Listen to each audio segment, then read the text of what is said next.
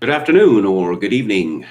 My name is Kevin Michael Grace, and this is the KMG show for Thursday, November the 26th, 2020. Happy Thanksgiving to all my American friends. And I'll start today by reading President Donald Trump's annual Thanksgiving proclamation. Propelled by hope for a brighter future, these intrepid men and women endured 2 long months at sea, tired and hungry, to arrive in a new world full of potential. This seminal event in the history of our nation is a continual reminder of the power of faith, love, perseverance, prayer, and fellowship. Defined by majority rule through elected leaders responsible for creating just and equal laws, the Mayflower Compact represents the first chapter in the long tradition of self-determination and the rule of law in America. Despite unimaginable hardships, the first Americans remained firm in their faith and unwavering in their commitment to their dreams. They forged friendships with the Wampanoag tribe, fostered a spirit of common purpose among themselves, and trusted in God to provide for them. In the midst of suffering and loss, we are witnessing the remarkable courage and boundless generosity of the American people as they come to the aid of those in need, reflecting the spirit of those first settlers who worked together to meet the needs of their community. Despite unprecedented challenges, we have not faltered in the face of adversity. This Thanksgiving, we reaffirm our everlasting gratitude for all that we enjoy, and we commemorate the legacy of generosity bestowed upon us by our forebears. Although challenges remain, we will never yield in our quest to live up to the promise of our heritage. As we gather with our loved ones, we resolve with abiding faith and patriotism to celebrate the joys of freedom and cherish the hope and peace of a brighter future ahead. As I mentioned yesterday, it seems that Columbus Day has pretty much been effaced from the calendar, and make no mistake, they are after Thanksgiving as well. James Fulford writes on VDare, most Americans will not be having a traditional family Thanksgiving this year because of travel restrictions, large gathering restrictions, and so on. But at the New York Times, the war on Thanksgiving goes on because the war on Thanksgiving is a war on white America. The New York Times recently ran an article featuring a picture of an Indian hunter with a modern rifle uttering traditional Indian prayers before a hunt. Many Indian traditions of this kind are really 20th century inventions. The late David Yeagley, himself a Comanche, pointed out that modern Indians are almost all Christians, really. Here's a quotation from him. The hunt that followed took place on the Turtle Mound Buffalo Ranch, 27,000 acres of rolling pasture on the Fort Peck Indian Reservation. Every stage of the hunt was marked by a ceremony to give thanks for a buffalo that descends from animals killed to near extinction by white settlers in the late 19th century. The mass killing was part of a government-approved effort to seize land from Native Americans who depended on the animal to survive. The brutality of settlers' expansion into the Great Plains and American West has been drastically underplayed in popular myths about the founding and growth of the United States. Arguably, the best known of those myths is the story of the first Thanksgiving, a holiday Robert Magnan, who led the buffalo hunt at Fort Peck, does not observe. Thanksgiving is a kind of like Columbus Day for Native people, he said. Why would we celebrate people who tried to destroy us? Vidar comments, of course, white people too might ask that about Indians. Why should we celebrate a people that tried to destroy us? But we do, as Ann Coulter just pointed out, we name our sports teams and military armaments after Indians. The New York Times Anderson quotes an Indian woman who hates Thanksgiving and white America. Liz Yacola, a member of the Fond du Lac Band of Lake Superior, Chippewa, recalls the catharsis she felt as a young woman watching the movie Addams Family Values, a dark comedy released in 1993. In one scene, the Wednesday character, cast as Pocahontas in a children's Thanksgiving play, goes off script to take violent revenge on the Pilgrims. You have taken the land, which is rightfully ours, she calmly seethes. Years from now, my people will be forced to live in mobile homes on reservations. Your people will wear cardigans and drink highballs. I was like, oh my gosh, other people get it too, says Ms. Yacola. You can watch the clip, which is attached to the VDare story, and it is funny, but it doesn't mean other people get it. It means that Hollywood, as personified here by Addams Family Values writer Paul Rudnick and director Barry Sonnenfeld, hates America. Life on Indian reservations is pretty bleak, but it's not because anyone is forced to live there. They're subsidized by white people's taxes to live there. And if any bleakness is caused by living with other Indians, I don't know if writers even knew that Indians shouldn't drink highball for mostly genetic reasons. Here are some principles for remembering the first American Thanksgiving. The land wasn't rightfully owned by the Indians, ownership of land being a civilized invention. They were only wandering around on the top of it. There were no Indians before the discovery of America by Europeans. There were indigenous tribes who hated each other and warred constantly in Hobbesian fashion. There was also no America as we know it today. The land was there, but the country is a creation of the historic American nation. The Wampanoag Indians, who allied with the Pilgrims against the Iroquois, happy to have allies with firearms, had 50 years of peace. But Indians in general were, as Thomas Jefferson was to write 155 years later, when the British were encouraging the Indians to make war on the American patriots, quote, merciless Indian savages whose known rule of warfare is an undistinguished destruction of all ages, sexes, and conditions, unquote. The Indians tried to destroy America at its birth and tried by massacring women and children to prevent the settlement of the American West. The fact that they failed and America exists still is what we give thanks for. Happy Thanksgiving from VDare.com. Take a look in at the chat. Jogakin666, press 1 if you have remained firm. Yo Mama says the Macy's Day Parade got me listening to the entire discography of the Goo Goo Dolls. David Wright, taking this holiday opportunity to do some Bible reading and reflect on the palms. Yes, that's a Joe Biden joke, which I'll get to shortly. Hello to our valiant moderator, Chad Chadson. Again, Chogokin666, we used every part of the animal and points out that that is, in fact, not true. The legend has passed from the Chippewa on down, says Yo Mama. British American says Trump's timing with the lawsuits was impeccable, just in time for Thanksgiving, demoralizing the Dems, encouraging the good guys. It's all over for Senility Joe, or as I like to call him, President-elect Senal McMaskey. Palcasso88 says, Happy Thanksgiving to all the Americans in the chat. I guess we have another Goo Goo Dolls fan in the chat. Jogokin666 has got a 13-pounder in the oven. Oh, we have a compliment about the flowers from Nitrogen 15. Thank you. Quachilango points out that Goo Goo Dolls used to be a speed metal band. Then they hired Prince's manager. So back to Thanksgiving. There's a piece by Joshua Lawson in The Federalist. Grover Cleveland knew how Thanksgiving could lift up a hurting nation. American presidents have declared Thanksgiving proclamations more than 165 times since President George Washington delivered the first in 1789.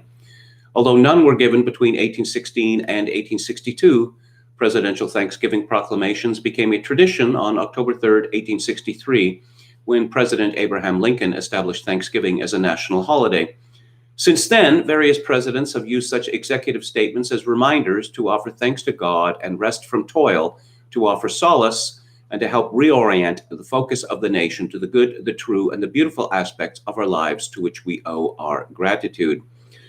Although the year we've had in 2020 and with a persistent state of discord felt coast to coast, the nation is in dire need of words and comfort. So while there are several past presidential Thanksgiving proclamations worth revisiting as 2020 comes to a merciful close, President Grover Cleveland's 1888 proclamation is especially fitting to our present moment. A man of notoriously unimpeachable character and the son of a Presbyterian minister, Cleveland's Thanksgiving proclamations grasp the proper tenor of the holiday and are notable for a couple of firsts. Before Cleveland would do so in 1885, no previous U.S. president had used a Thanksgiving proclamation to implore Americans to specifically set apart the Thanksgiving holiday to reunite seldom-seen family members and old friends. Cleveland hoped Americans would enjoy each other's company with pleasant reminiscence, and that the day would be sanctified and chastened by tender memories and associations, so as to renew the ties of affection and strengthen the bonds of kindly feeling. Then, in his 1886 proclamation, Cleveland became the first American president to use the occasion to remind Americans of the vital role of personal charity and the private duty of those with any means to attend to the poor with cheerful gifts and alms. Yet it is Cleveland's 1888 Thanksgiving proclamation that may best provide the Americans the encouragement they need this holiday season.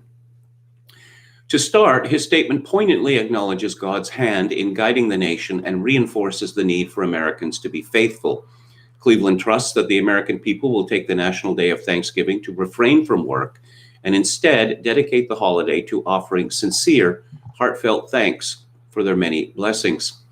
Most notably, at the conclusion of his 1888 Thanksgiving proclamation, Cleveland mentions an afflictive dispensation that has stricken a portion of the nation, beseeching Americans to acknowledge his mercy in setting bounds to the deadly march of pestilence, and to be chastened by sympathy with our fellow countrymen who have suffered and who mourn.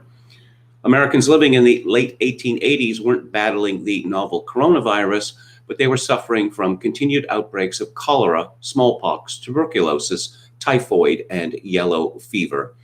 So Cleveland took time in his 1888 Thanksgiving proclamation to reflect on both the tremendous gift that is life on this earth, as well as its fragile nature. By calling on Americans to cherish life and to express sympathy and grieve with those who have lost loved ones to disease or illness, Cleveland was asking the men and women of the nation to follow through on two central precepts of Christian doctrine: to love God with all your heart, soul, and mind, and to love your neighbor as yourself. With the time remaining in this year, an ever more deliberate effort to follow these commandments would make this Thanksgiving far brighter for families and friends across America. So before we raise our glasses as we gather together, reading the words of our 22nd and 24th president may provide just the inspiration to raise our spirits as well. Cleveland concludes, as we return thanks for all the blessings which we have received from the hands of our Heavenly Father, let us not forget that He has enjoined upon us charity, and on this day of Thanksgiving, let us generously remember the poor and needy, so that our tribute of praise and gratitude may be acceptable in the sight of the Lord. Ann Coulter's Thanksgiving column is called "Have a Historically Accurate Thanksgiving." She begins, as every public school child knows, the first Thanksgiving took place in 1621 when our Pilgrim forefathers took a break from slaughtering peaceful, environmentally friendly indigenous peoples to invite them to dinner in order to infect them with smallpox before embarking on their mission to fry the planet so that the world would end on January 22nd, 2031. Copyright Alexandria Ocasio-Cortez. Consider this description of the Pilgrims' treatment of the indigenous peoples. They were the worst of conquerors. Inordinate pride, the lust of blood, and dominion were the mainsprings of their warfare, and their victories were strained with every excess of savage passion. Except that's not a description of the Pilgrims' treatment of indigenous people. It's a description of some indigenous people's treatment of other indigenous peoples, written by the late Francis Parkman, Harvard professor and the world's foremost Indian scholar. The Wampanoag who joined the Pilgrims at the first Thanksgiving had a lot to celebrate.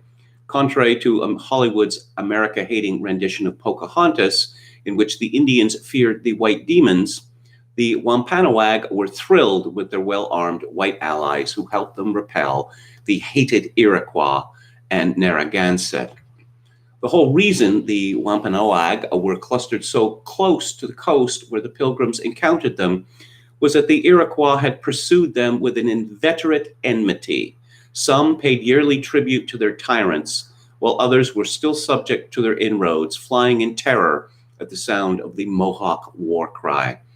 Parkman describes a typical Iroquois celebration following one of their attacks on their fellow Native Americans, an absurd term inasmuch as no natives were native to America because there was no America until white Europeans got here and created it.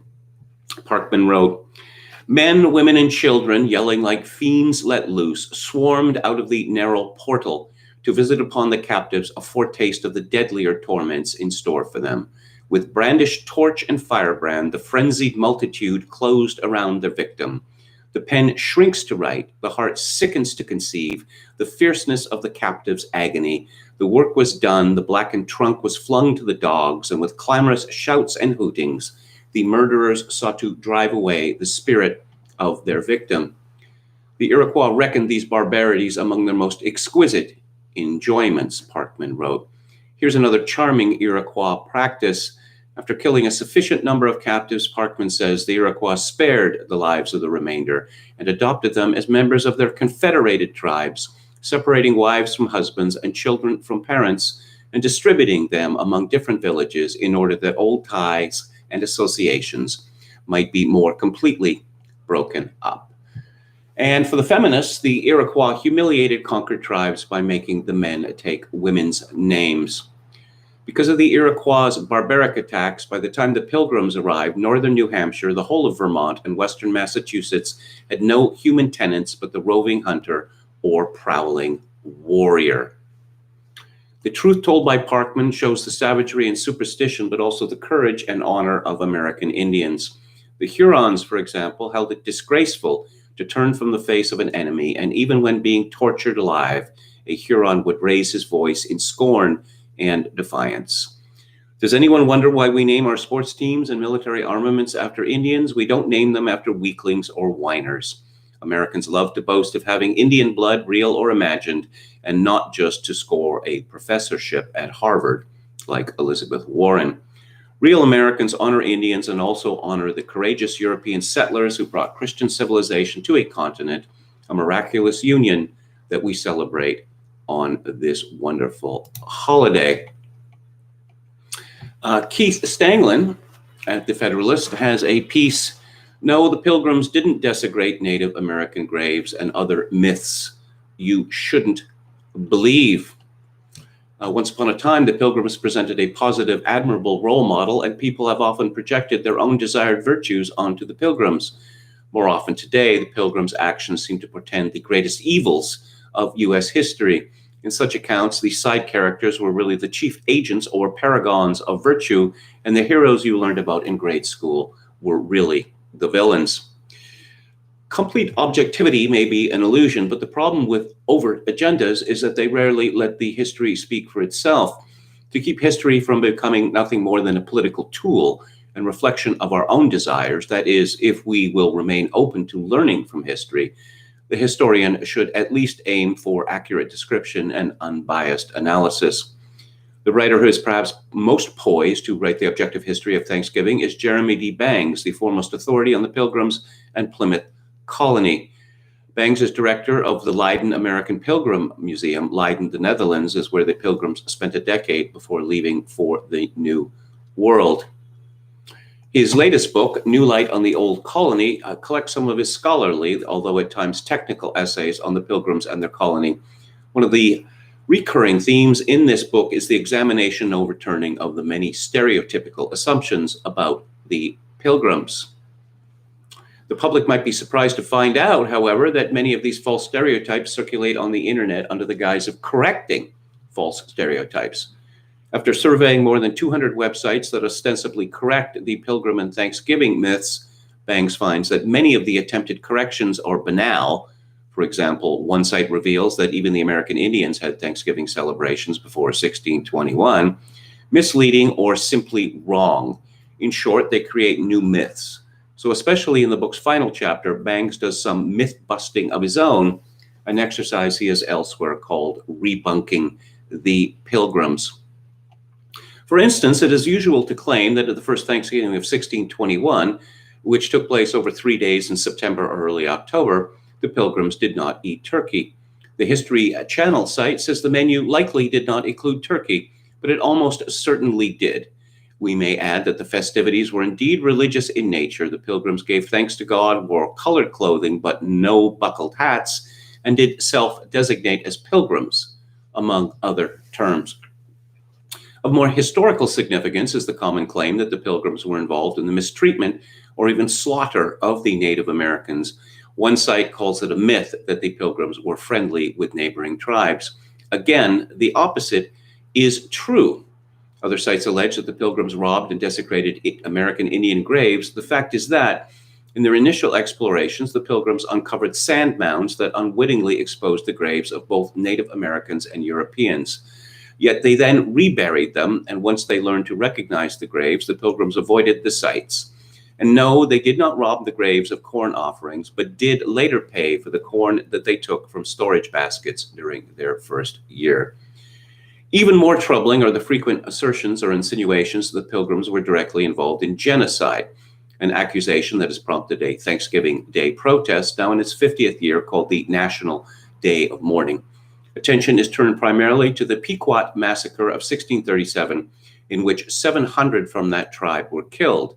It was part of the Pequot War of 1636 to 37, prosecuted by soldiers from Connecticut, Massachusetts Bay, and the Narragansett tribe. The truth is that it had absolutely nothing to do with the pilgrims of Plymouth Colony. These examples should be a sufficient reminder to beware of the genre of Thanksgiving myth-busting.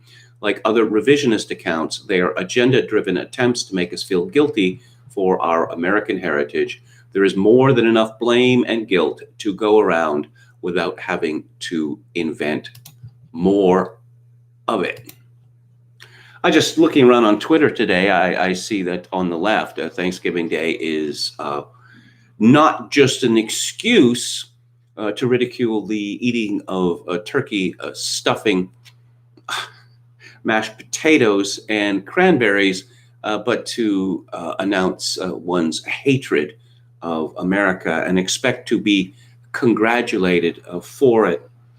Roger Scruton, the late great English philosopher, described this sort of thing as oikophobia, that is the fear of one owns people. Back to the chat. Yo Mama says the Iroquois conquered and basically depopulated the Ohio country in the 17th century. Yes. If you want eyes opened, you can just read about the Beaver Wars at Wikipedia or elsewhere. Essentially, the Indians, the Iroquois, to give one example, did not regard other tribes as human. So they believed that anything that was done to them was fully justified. What else do we have here? The Stooges were from Detroit, says Hauper. Yes, indeed they were. I'm reminded of a phrase that their first guitarist, Ron Ashton, used to use, I suppose, describing Iggy and the whole lifestyle of the early days. Such degradation, he would say. Hauper, The Searchers is a good movie to watch for Thanksgiving. I reviewed that movie some time ago on Luke Forbes' live stream. Okay, nice camera angle, says Lisa Faraday. Yes, I suppose you can see the traffic on the street. Okay, Yo Mama is not fond of the Pilgrims because they were fanatical heretics. Chogokin666 says cornbread, stuffing, peas, and cranberry gel. Should I do the ham too? Eat meat if you got it, says Quacho Lango. And also from Chogokin666, the MC5 and Blue Cheer were from Detroit as well. Yeah, Detroit and Cleveland, I guess, were, what, back in the 1970s? They were the most rocking American cities. Alice Cooper Band translated to Detroit from Arizona for that reason. Okay, I was having a go on Twitter this morning with a Canadian of let's say a newly minted Canadian or recently minted Canadian of East Indian heritage. Oh, and we stole the Indians' land, this woman said. And oh, so we're evil colonists, but somehow you're going to make up for this by making Indian colonies, East Indian, Hindu, Sikh colonies in Canada. It's a very strange way of thinking. And I'm reminded that the immigrants that the United States has got since 1965 and that Canada has got since our immigration laws were changed in 1967. And of course, there are many exceptions, but on the whole, they have no regard for freedom, for liberty, because they come from places, they come from societies, civilizations that worship raw power. So it would be, and since multiculturalism ensures that assimilation is no longer on the cards, we really shouldn't be surprised that our immigrant betters have no problem with tyranny, none whatsoever. A foreigner from Taiwan in the United States Congress, this is from Pam Key at Breitbart, Representative Ted Lieu, said Thursday on MSNBC that Congress needs to hold former National Security Advisor Michael Flynn accountable because President Donald Trump's pardon was corrupt.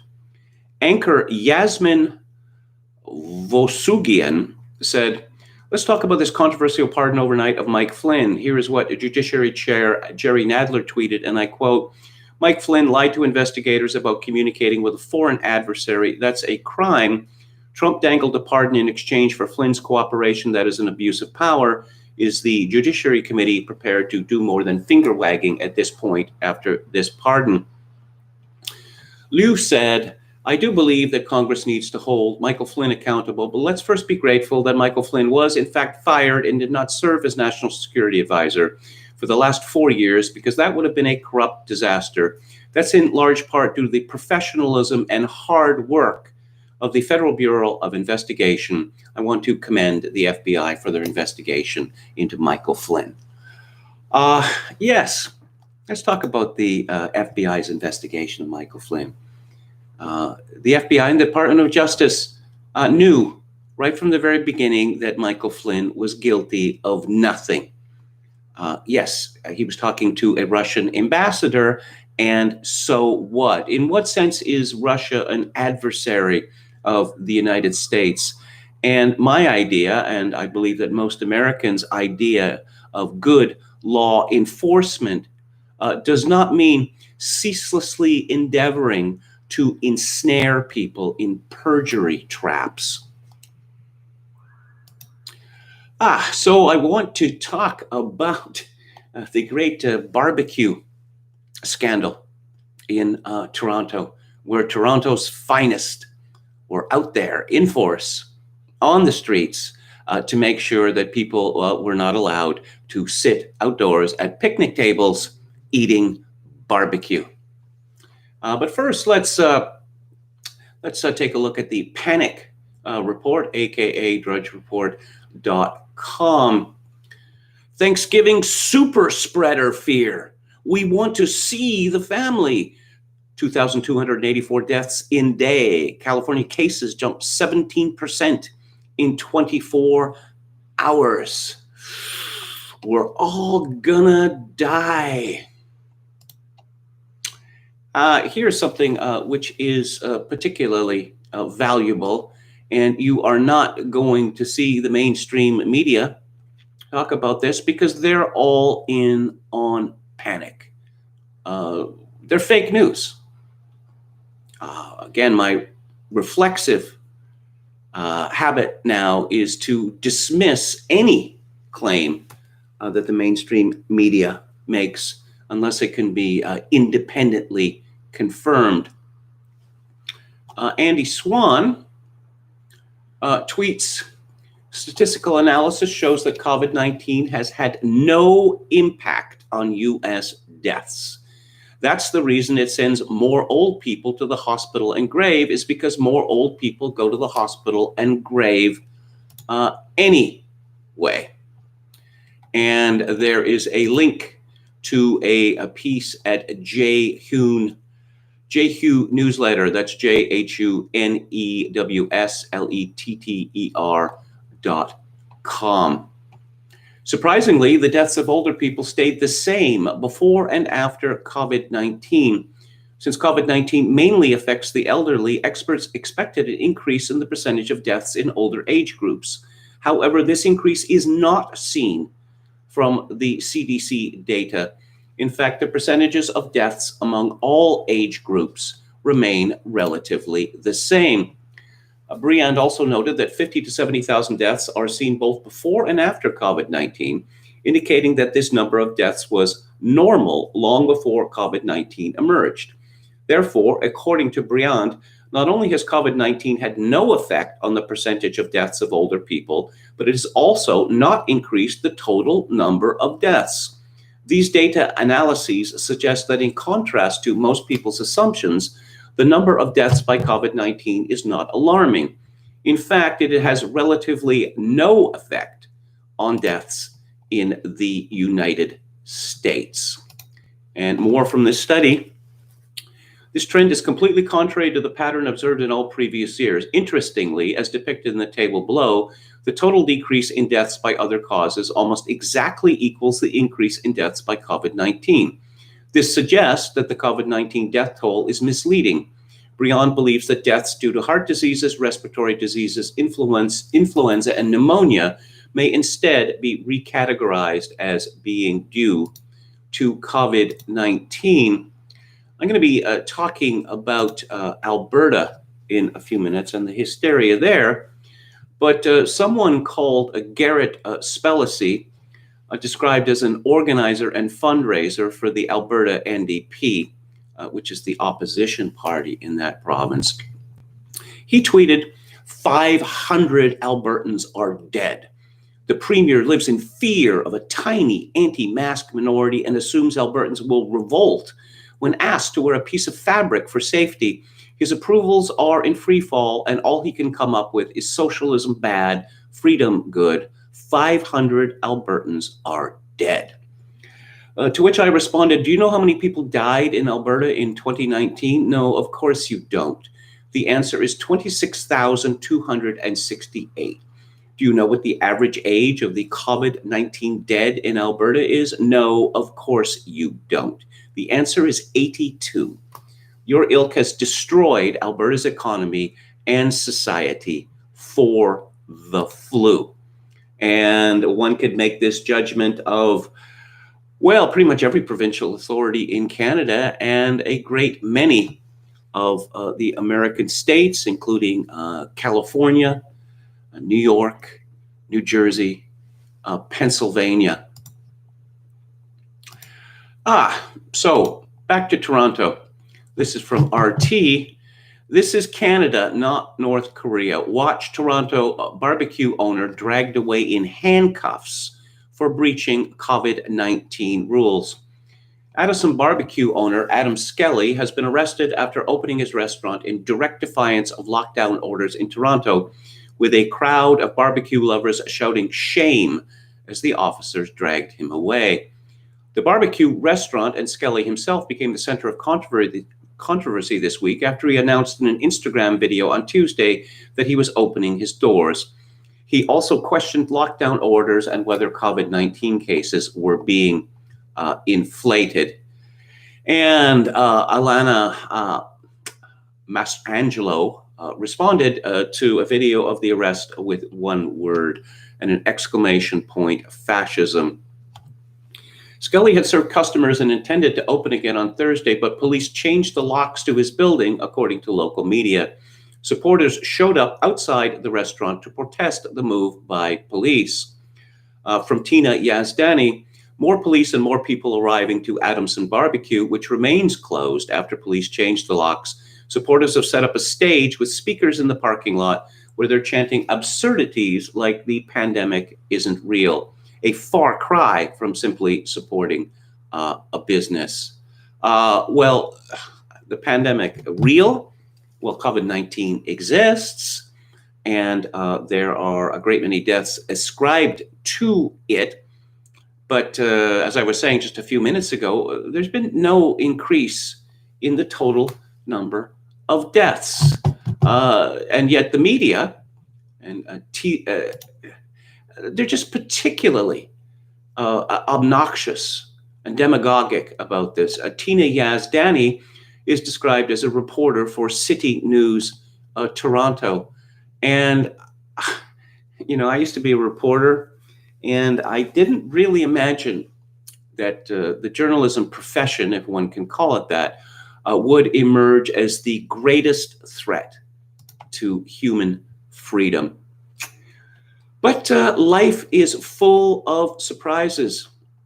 Again, from Tina Yazdani, it's past 11 a.m. and Adamson BBQ remains closed. Police have blocked the road here, so a delivery truck with food for the restaurant can't get through. The owner's supporters are carrying it to the restaurant to hand out in the parking lot. The owner of Adamson BBQ vowed to reopen at 11 a.m. today, but police have changed the lock so he can't get in. He's put out a call for a locksmith, and his supporters have returned for day 3. Despite police presence, RT reports, demonstrators banged on the door and demanded it be open. Skelly called a locksmith, but was taken away in handcuffs for defying health orders. He's currently facing 9 non-criminal charges. He is due in court in March. Skelly could be seen smiling as he was taken away by Toronto police. One individual even tried disrupting the arrest as he grabbed at Skelly and cursed at the officers, but he was pushed away. As he was taken away, protesters yelled things at officers like, "It's effing Canada, not North Korea," and "Shame on you." City officials had previously inspected Skelly's restaurant and announced the charges he was facing. This is from Adrian Gobriel, again at City News in Toronto. Toronto Police Superintendent Dom Sinopoli says police have charged the owner of Adamson BBQ, Adam Skelly, for an unlawful gathering. No one in the crowd was charged by police. Someone called Kamil Karamali. Are there any people of European descent that work at, he's from Global News, but I guess Toronto isn't really a Canadian city anymore. So Kamil Karamali tweeted, Adamson BBQ owner Adam Skelly seems to be enjoying this. He was head nodding to Rage Against the Machine and grinning ear to ear as bylaw officers walked in. He then told media to get off his property. Protesters have remained at the restaurant demonstrating against the police presence, and at least one person in addition to Skelly has been arrested. They are charged with assaulting a police officer. Skelly was arrested for obstruction. Yeah, it seems to me that there was a sea change in the attitude of police to civilians at the time of the Columbine massacre, because the police made no effort to save anyone inside the school, and they waited until the firing had stopped and the 2 killers were dead before entering the building, despite heartrending pleas from students pointing out in one example that their teacher was bleeding to death. Instead, the police said that their mission was to secure the perimeter. In other words, we are not going to do anything to risk our physical safety. So you can see why the police are now so eager to arrest people for serving barbecue meals, where they're so eager to arrest people protesting against the sanitary dictatorship wrought by COVID-19 because they are soft targets, whereas real criminals are not soft targets and are dangerous. So increasingly, as we've seen in Portland and Kenosha and plenty of other places, that serious lawbreaking is simply ignored. One might be injured attempting to stop it. So let's go after protests. Let's go after peaceful protests instead. Joe Warmington of the Toronto Sun has been covering this story. Oh, yes, there is a trending hashtag on Twitter, I stand with Adam, which has led to absolute meltdown fury on behalf of the left and the Karens. And a bonus there is that Skelly's love of Rage Against the Machine has led to even more bitter tears from the left and the Karens. It is all too funny. Mayor John Tory appeared on CNN Thursday morning, making it clear Addison BBQ will not be serving its slow-cooked beef on this day. He won't be opening today, I can assure you that, Toronto's mayor told the American network on that country's Thanksgiving.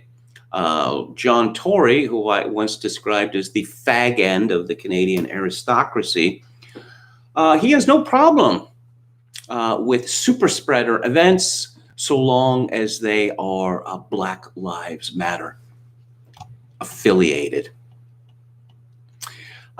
Yes.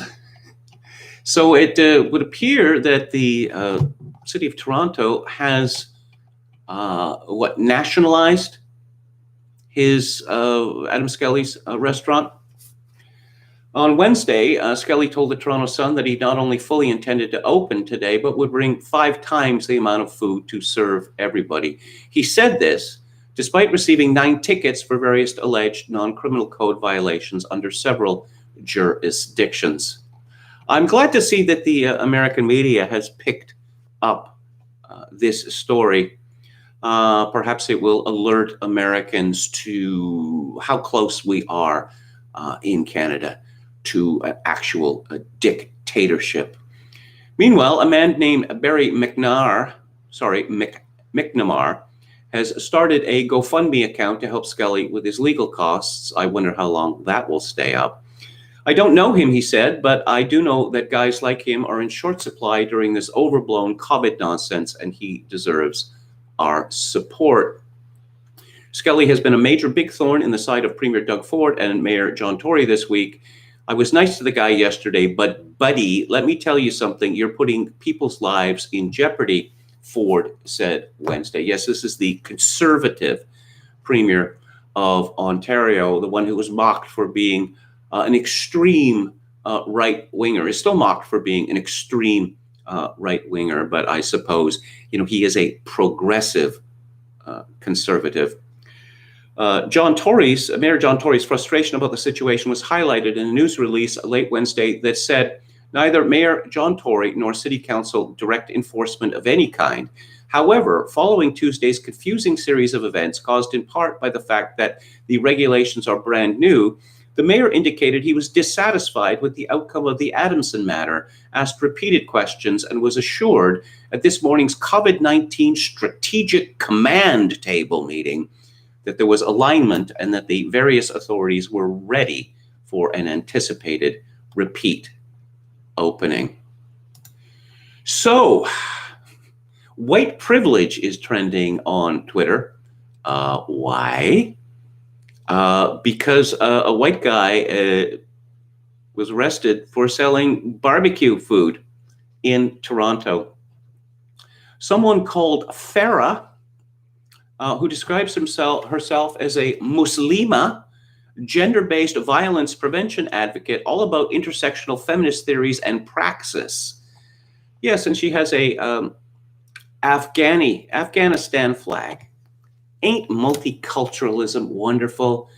Again, these people come from countries where there is no liberty, there is no freedom, and they want to make our country like that. She had responded to a tweet from Rachel DeCoste, who calls herself Black Lives Matter. Bigot MP praises white man who defied public health laws in the House of Commons, no less. These personal responsibility people would throw the book at a black kid. Yeah, sure they would. Hypocrites, systemic racism, white privilege.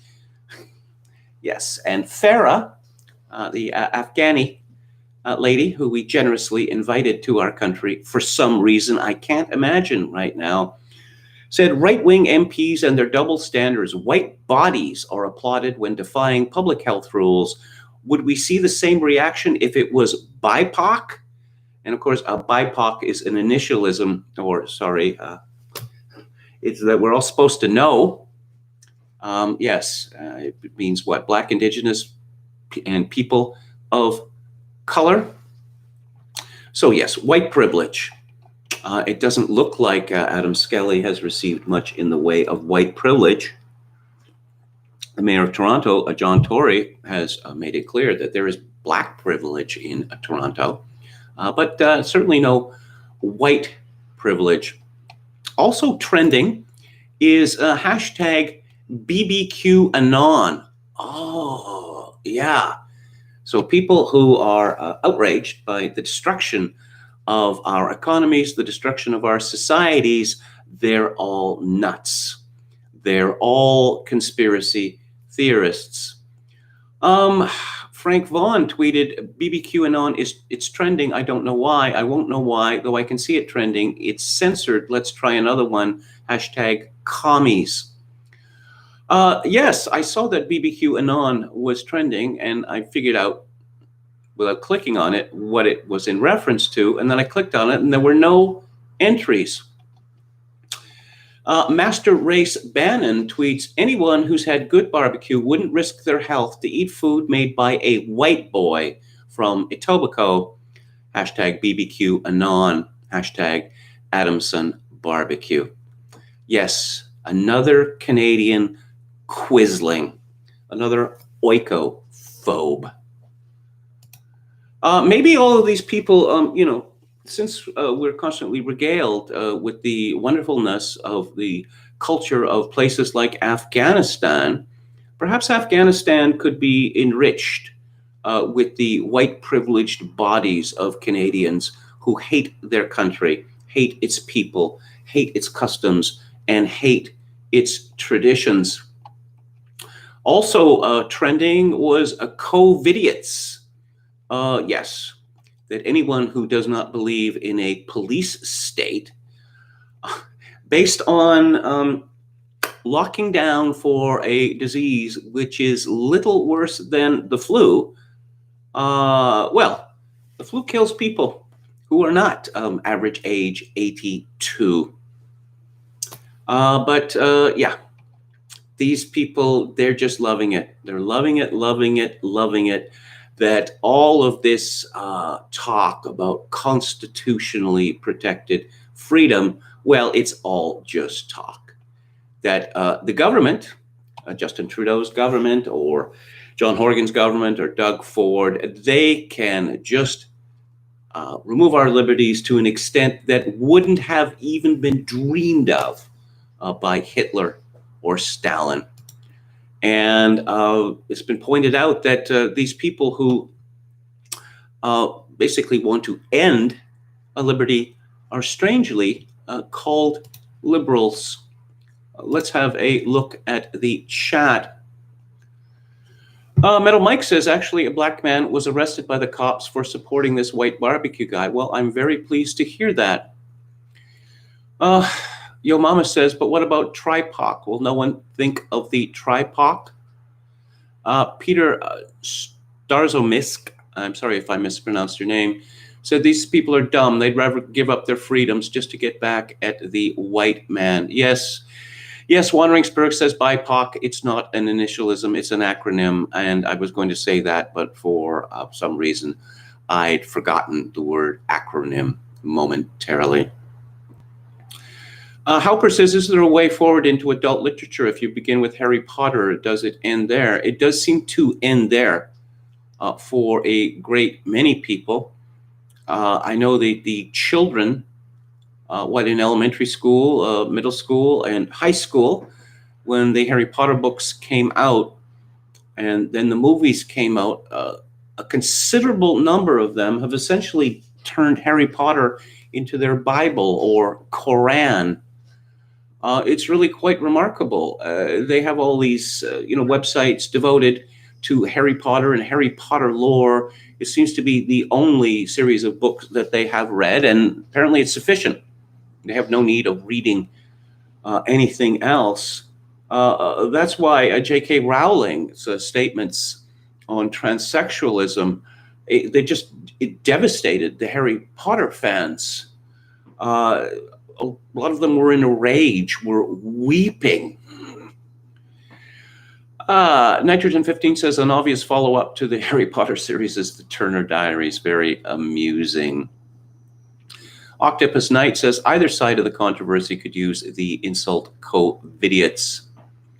David Wright says that's a great idea. We should have frog marched all these quislings and traitors to these desolate countries, like Khan in Star Trek to SETI Alpha 5. Oh yes, this woman who I was battling it out with on Twitter, this Hindu supremacist. I went to her website. Guess what she does for a living? She's a PR spiv. Yes, I can help sell your brand better. Yeah, because that's all our countries are to these people. They're just brands. And of course, brands can always be rebranded. And I'm going to be talking about that tomorrow on the book club when I discuss Claire Ellis's book, The Blackening of Europe, part 1, where she describes what death grip that cosmopolitanism has on the politics of the West. Mary Croce is excited about the Campbell Review. Mass at Dawn is one of the great Catholic poems of the 20th century. Happy Thanksgiving. Well, happy Thanksgiving to you. I'll tell you a story about Roy Campbell that was told in his autobiography by Henry Regnery, who had been at one point Campbell's American publisher. Henry Regnery was a great man. And so he got to know Campbell, who was really sort of a wild, half-tamed creature from South Africa. And Campbell was in Spain at the time of the Civil War, and he vowed not to touch a drop of alcohol until Madrid had been liberated by the nationalists, and Campbell was a heavy drinker. And he told Regnery, do you know what I did when I learned that Madrid had been taken by Franco? And he said, I drank a whole bottle of wine in one go. And he asked Regnery, do you know what it felt like? It felt like angels going down my throat in velvet slippers. Very amusing. Very amusing. Nitrogen 15 says, I hope I can drink their tears as they starve me to death in a gulag. Dennis Dale says, I expect action tonight. Indigenous Days of Rage, they call it. Didn't they deface Ulysses Grant High School in Portland? Again, it's not, they don't care. They don't know who Ulysses Grant was, clearly, that he was the general who won the Civil War for Lincoln. All that they care about is that he is a figure from the past, and they hate the past. All of it. All of it. Dennis Dale adds, they took down another statue last night in a cemetery honoring veterans. Wait a minute, I thought we Americans were supposed to support veterans, particularly World War II veterans, because they were fighting Nazis. They were Antifa before their time. Oh, but yeah, military is bad and stuff, except when, we're instructing the lesser peoples of the world in the glories of democracy and multiculturalism at gunpoint. Peter Starzomisk says, search up Miss Universe Canada 2020 for a good laugh. Dennis Dale says, what do you mean Canadian city, bigot? So let's get back to it here. Oh, yes. Again, the media being the foremost enemy of freedom in my country.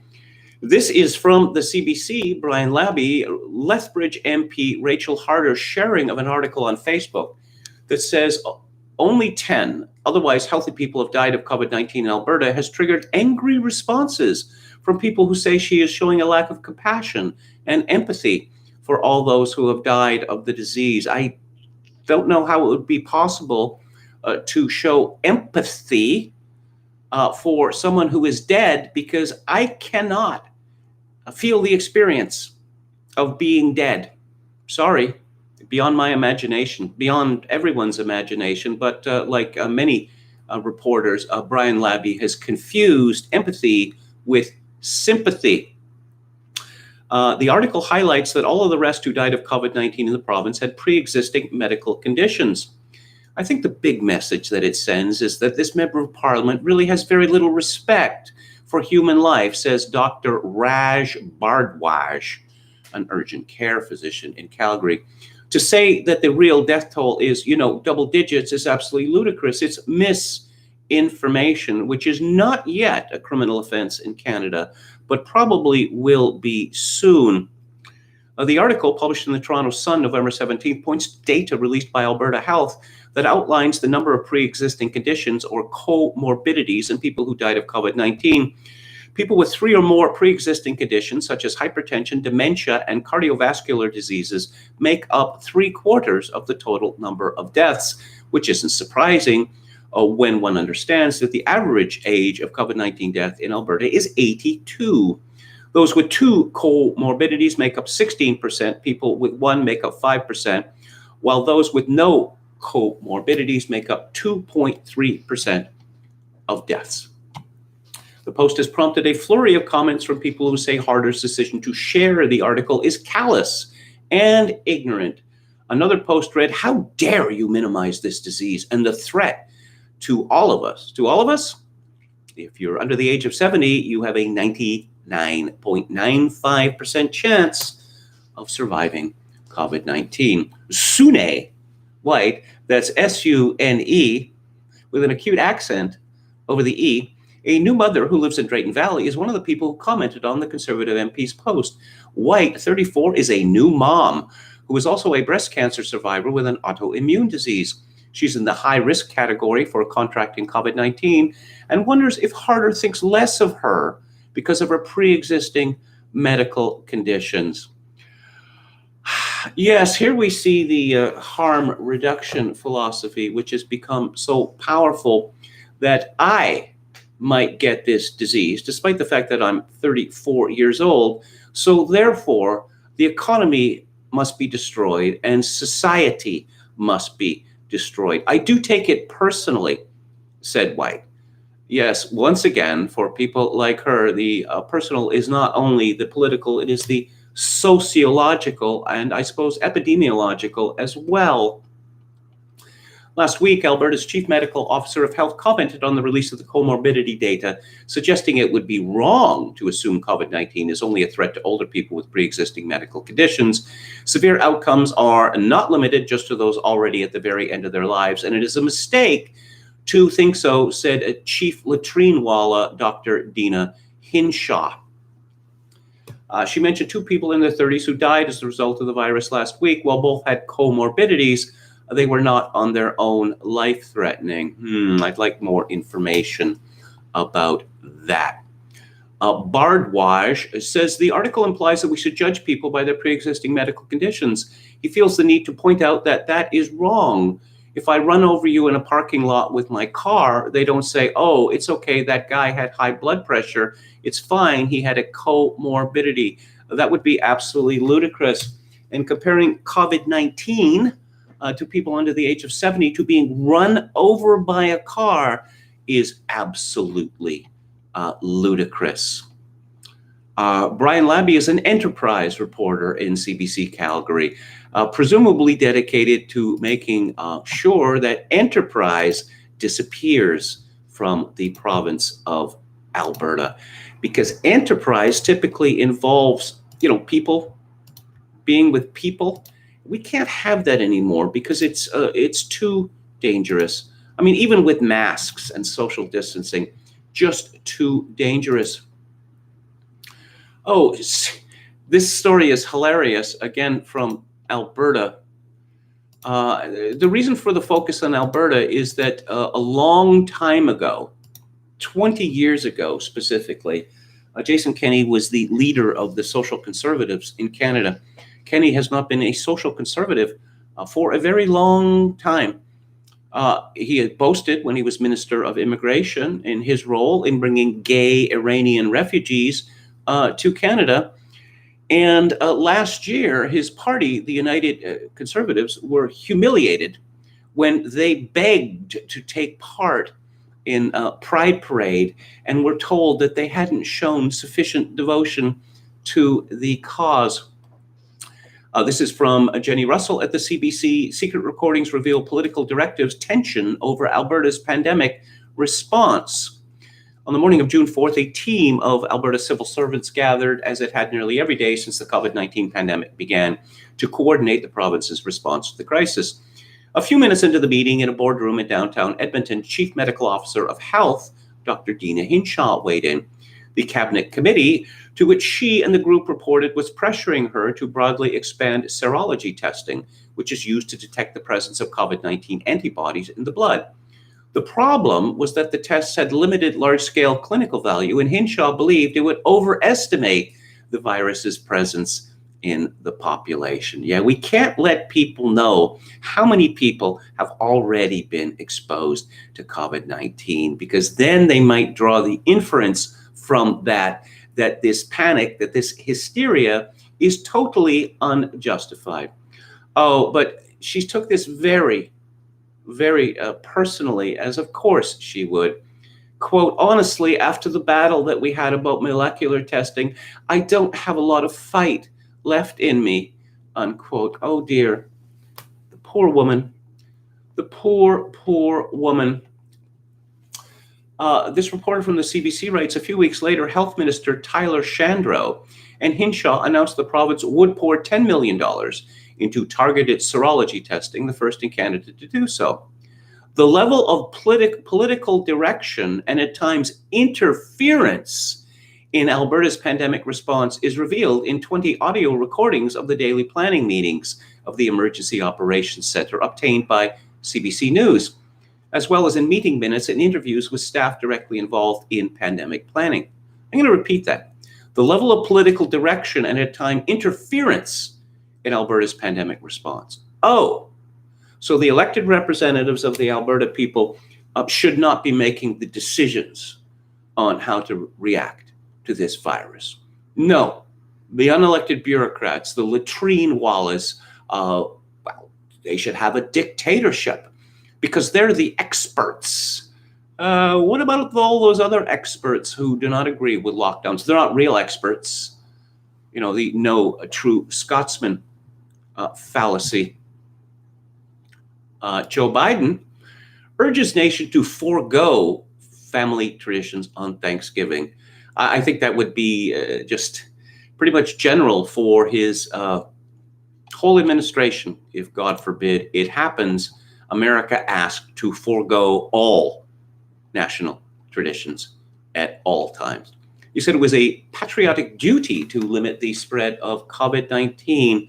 And how do you do that? Again, with willpower? Willpower? Is that how it's done? Many local health systems are at risk of being overwhelmed. That's a lie. He says it's the plain and simple truth. But it's a lie. I believe you always deserve to hear the truth from your president. Oh, by the way, whenever you hear someone saying that something like immigration, for instance, should be taken out of the realm of politics, whenever you hear that phrase, you know that something evil is about to be perpetrated. Let's see. From Breitbart, Kyle Olson. Former Vice President Joe Biden twice mispronounced psalmist during his 18-minute Thanksgiving message on Wednesday. Biden concluded his speech by attempting to quote the Bible. Howie Carr tweeted, "Devout Catholic. Joe Biden doesn't know the P in psalmist is silent, not the S." Biden called on Americans to dream again this Thanksgiving. What, to dream of the freedoms that they once had and have been taken away from them? If we care for one another, if we open our arms rather than brandishing our fist, we can, with the help of God, heal, he said. And if we do, and I'm sure we can press claim the psalmist, what the psalmist who wrote the following words, he said, uttering the P instead of the S, "The Lord is my strength and my shield, and with my song I give thanks to him," the self-described devout Catholic said while attempting to quote Psalm 28. Story from the Daily Beast. The Biden presidency already has its first conspiracy theory, the Great Reset. This is from Will Sommer. And just the audacity of these people, again, these journalists, is astonishing. The World Economic Forum and Schwab, its founder, have been admirably forthright about what their plans for the Great Reset mean.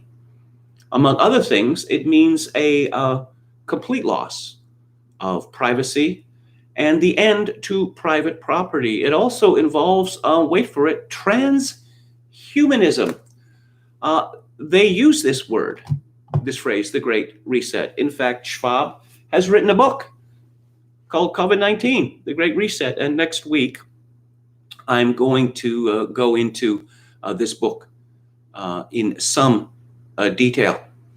But no, they just keep saying, no, the Great Reset, conspiracy theory, just like Biden won fair and square and Jeffrey Epstein killed himself. These people need to be taken down a peg, actually several pegs, because their prominence, their preeminence is a direct threat to our way of life. They truly are the enemies of the people. Oh, and of course, when you find out that these politicians are hypocrites, is it surprising? No, it's surprising. It's still exasperating. This is from Jordan Davidson at The Federalist. Vermont Governor Phil Scott is giving schools the green light to interrogate students about their Thanksgiving activities following the break. According to Scott, students or parents who admit to violating the state's holiday travel and gathering rules will be forced to participate in online school for 2 weeks, he announced on Twitter. He tweeted, "Enough of these dominoes put our healthcare facilities at risk." Oh, the domino theory has made a comeback. Wow. Protecting our family and friends is in our hands, and we all have a role to play. So I'm asking you to help by avoiding getting together with people outside your households and not travel this week. Unfortunately, we know some will still get together, and schools have asked for help. Vermont Education will direct schools to ask students or parents if they were part of multifamily gatherings, and if the answer is yes, they'll need to go remote for 14 days or 7 days and attest. And you see that the spirit of Pavlik Morozov, it lives in Vermont. The same quarantine method, Scott claimed, should apply to businesses whose employees decide to celebrate the Thanksgiving holidays with friends and family. He also announced the cancellation of school sports until further notice. Scott echoed promises made by other politicians around the country in March, claiming that making sacrifices now would make future circumstances better. "I know asking you to sacrifice yet again is frustrating, but there is light at the end of the tunnel, and we'll get there," he wrote. "The sacrifices we make today in the next few weeks will ensure we get to the end faster, stronger, and in a better position than any other state." During a press conference Tuesday, Scott threatened that he has a lot of tools in the toolbox and could use them if the virus continues to spread in his state. Just this week, Oregon Governor Kate Brown, America's first bisexual governor, don't you know, encouraged citizens to call the police on their neighbors who violate her latest executive order, which includes a 6-person limit from 2 households maximum on in-home gatherings. This is from Steve Watson at Summit News. The Democratic mayor of Denver was caught violating his own COVID travel ordinance, getting on a plane to see family just 30 minutes after decreeing that people should not travel to visit their own relatives. Pass the potatoes, not COVID, Denver Mayor Michael Hancock tweeted Wednesday. And in my darker moods, I think that people who use this smarmy tone, yes, it's for your own good. No, you can't have any rights because everyone will die. Pass the potatoes, not COVID. I think that these people should be subject to criminal sanction. Stay at home as much as you can, especially if you're sick. Host virtual gatherings instead of in-person dinners. Wow, that sounds fun, doesn't it? Avoid travel if you can, the tweet also stated, continuing, order your holiday meal from a local eatery. Shop online with a small business for Black Friday. Half an hour after the tweet was sent out, Hancock was spotted boarding a flight to Houston. Kyle Clark tweeted, Denver Mayor Michael Hancock gave you the bird for Thanksgiving. If he doesn't want to lead, then he shouldn't.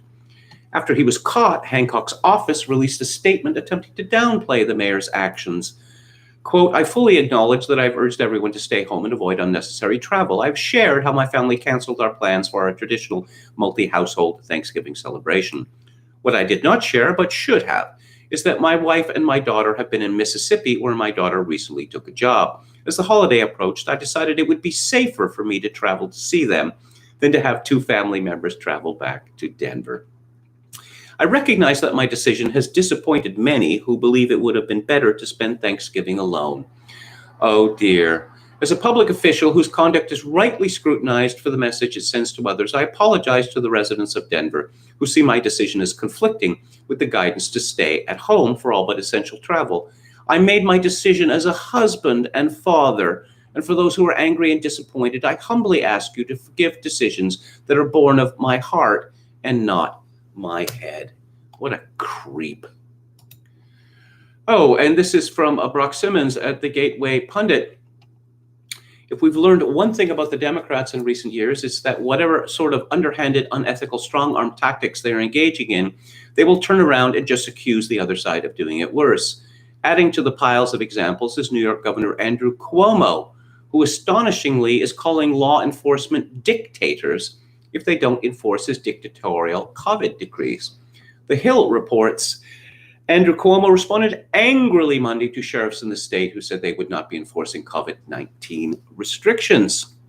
This is an emotional time, Cuomo said. Everybody has their own strongly held opinion. Right.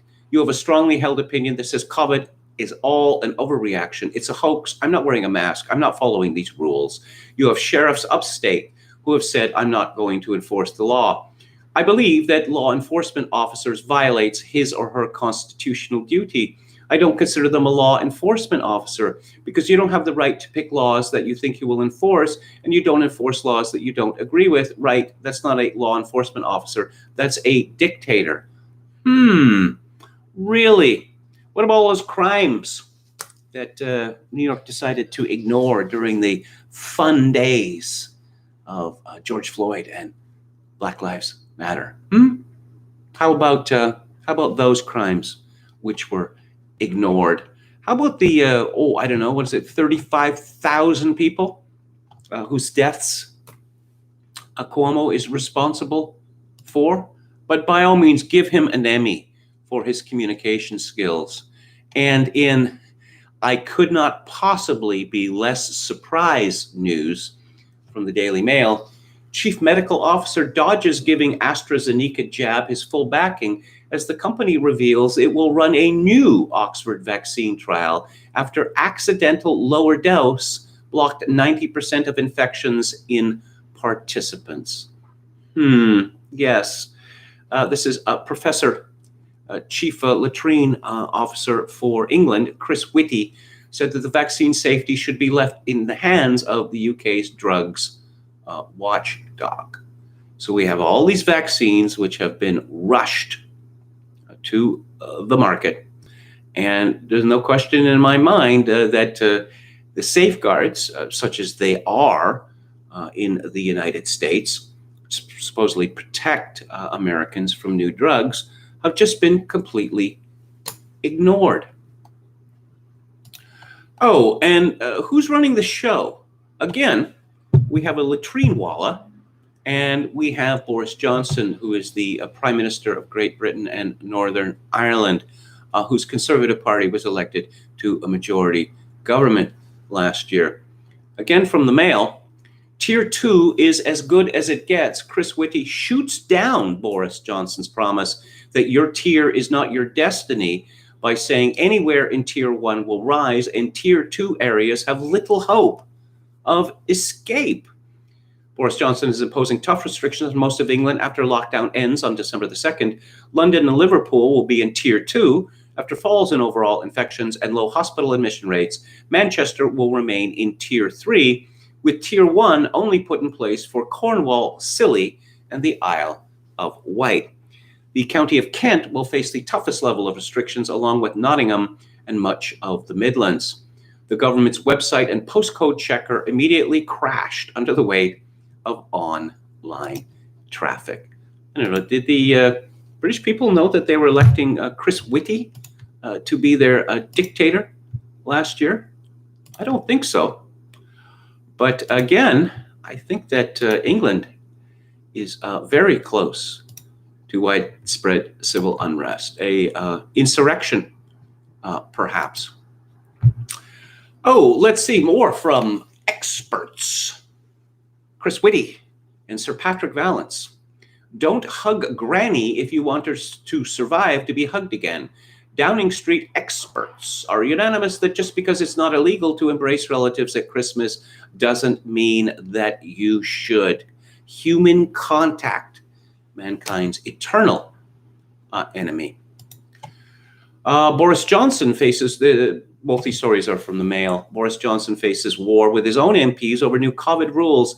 Anger grows as areas like this Kent village that has just a handful of cases and no deaths is put into Tier 3, and 99% of England is hit by tough new curbs. The Prime Minister is facing a mutiny by up to 70 Tory MPs after announcing his regional restrictions for the country. Cornwall, Isle of Wight, and the Isles of Scilly are the only places in England that will be allowed indoor socializing. Senior Tories warned PM would face the biggest revolt of this parliament when plan put to Commons vote. Oh, by the way, these new restrictions in England, they were revealed on a website. Parliament was not notified of them because Parliament is entirely superfluous to the sanitary dictatorship. From Will Jones at Lockdown Skeptics. Despite all the vaccine optimism and the promise of a relaxation of the rules over Christmas, the dreadful financial forecasts by the OBR yesterday came with some underlying assumptions that appear to foresee restrictions continuing until summer 2021. Guido Fawkes has done the digging. Professor Carl Hennigan from the Oxford Centre for Evidence-Based Medicine has warned that UK hospitals are still failing to prevent the spread of the virus among patients. It comes after outbreaks in cancer wards in Edinburgh's Western General and Glasgow's Queen Elizabeth University Hospital left a number of patients dead. Yes, these are the heroes of the NHS. And you had one job to do. And apparently they're not up to it. Hilda Bastian in Wired has looked in detail at the AstraZeneca trial and is extremely unimpressed, arguing the vaccine isn't up to stuff. And the problems with it are legion. And, hang on just here a second here. A reader writes with news about a challenge being issued by Dutch scientists to the original paper which underpins the supposed scientific validity of the COVID PCR test. Today, Dutch scientist skeptic Peter Borger has issued a paper to journals for publication demanding retraction of the paper with the origin of our PCR test. The original paper was submitted January 21st and published January 23rd, the fastest peer review ever. Lockdown Skeptics regular contributor Dr. Claire Craig has written a scathing Twitter tweet about the peer-reviewed study in Nature, purporting to show that Wuhan had no infectious virus left at all in May. She calls foul on this highly implausible finding, placing the study alongside the earlier ones from China, from which came the asymptomatic transmission myth that has been so effective at shutting down Western societies. China is trolling us with this, she writes, and Nature should be embarrassed at having published it.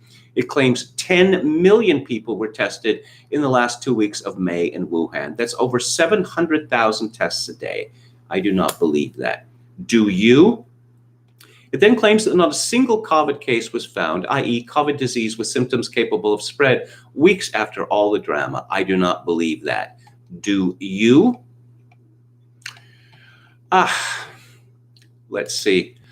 Alex Berenson has released part 3 of his series of pamphlets on COVID-19, this in particular about masks. And as has happened previously, Amazon banned it because we can't have people learning the truth about masks. They did reverse their ban, but of course they could ban it again at any time. He tweeted today, in June, part 1 of Unreported Truths hit #1 on Kindle. This morning, part 3 is at #4. Censorship fails again. Oh, and just a word here about this website, harrymarkle.wordpress.com. I had hoped to get this into yesterday's show, but he has a piece called Opinion, Has the New York Times Been Markled? And it's about Megan Mertz's cri de coeur, published in The Good Gray Lady, about her sad tale of having a miscarriage. And he points out in very great detail that this story is highly unlikely, particularly since Megan Mertz has a long history of being economical with the actuality, particularly her claim that there is some sort of stigma around miscarriage. This is not what the readers, the commenters at the Daily Mail, that's not what they had to say. And a great many of them were women who had miscarriages themselves. A large percentage of women, around 80%, who have commented on this story have miscarried, and they are appalled that Megan Mertz could stoop so low as to use what is a tragic event to gain publicity and sympathy. And there was something that he wrote that I didn't mention, which is about her morning schedule. The order in which MM recounts her experience is also questioned, as most mothers would tend to a child first, change the nappy as babies need to feel comfortable, and then eat breakfast and feed the dogs. Looking after a child is not last on the to-do list after you have fed the dog, or indeed is more important than picking up a stray crayon. That part of the story many have dismissed, as people wondered whether it belonged to Harry, as 1-year-old babies don't use crayons, according to mothers and grandmothers, unless supervised, as they eat them.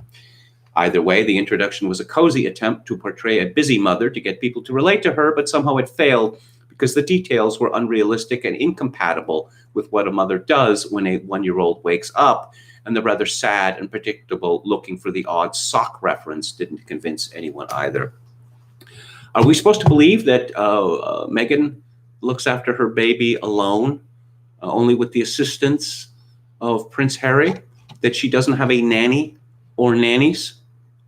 Highly dubious. I want to talk about some good news here. This is from Joel Pollack at Breitbart. Supreme Court sides with religious groups against Andrew Cuomo, 5-4. The U.S. Supreme Court granted an injunction Wednesday evening against New York Governor Andrew Cuomo's restrictions on religious services in a 5-4 decision. This saw Justice Amy Coney Barrett with the conservative majority and Chief Justice John Roberts siding with the liberal minority. The court was responding to requests for an emergency injunction by the Roman Catholic Diocese of Brooklyn and the Agudath Israel of America, an Orthodox Jewish group, against restrictions limiting services to 10 people in some areas and 25 people in others. In early October, Cuomo openly threatened to close the synagogues if they did not comply with his orders. The decision read in part, citing a variety of remarks made by the governor. Agudath Israel argues that the governor specifically targeted the Orthodox Jewish community and gerrymandered the boundaries of red and orange zones to ensure that heavily Orthodox areas were included. Both the diocese and Agudath Israel maintain that the regulations treat houses of worship much more harshly than comparable secular facilities, and they tell us without contradiction that they have complied with all public health guidance, have implemented additional precautionary measures, and have operated at 25 or 33% capacity for months without a single outbreak. The applicants have clearly established their entitlement to relief pending appellate review. They have shown that their First Amendment claims are likely to prevail, that denying them relief would lead to irreparable injury, and that granting relief would not harm the public interest. But the bad news is that apparently it is only Amy Coney Barrett who is who is preventing what's pretty much the dismissal of the First Amendment to the Constitution. John Nolte writes on Breitbart, what have we already learned on this Thanksgiving Day? That we are one vote away, just one little vote, from losing our sacred First Amendment rights, our right to assemble and to worship our God. You don't need me to tell you, well, maybe if you attended public schools, you do, that one of the primary reasons the Pilgrims jumped on the Mayflower and came over to this continent was to escape the religious persecution of fascists like New York's Democrat Governor Andrew Cuomo, who flagrantly issued an edict outlawing religious services of more than 10 or 25 people, depending on the area. Cuomo audaciously wrote his own law, one that violates the First Amendment's right to peaceful assembly and the First Amendment's explicit call for government to not interfere with how American citizens practice their religion. And all of this is happening in a political environment where the corporate media and Democrats like Cuomo violate their own rules, encourage and even join violent protests led by domestic terrorists in Black Lives Matter and Antifa. So some much of it maskless gatherings are approved, while peaceful religious gatherings are not. This, by the way, this singling out of religious people is the very definition of persecution.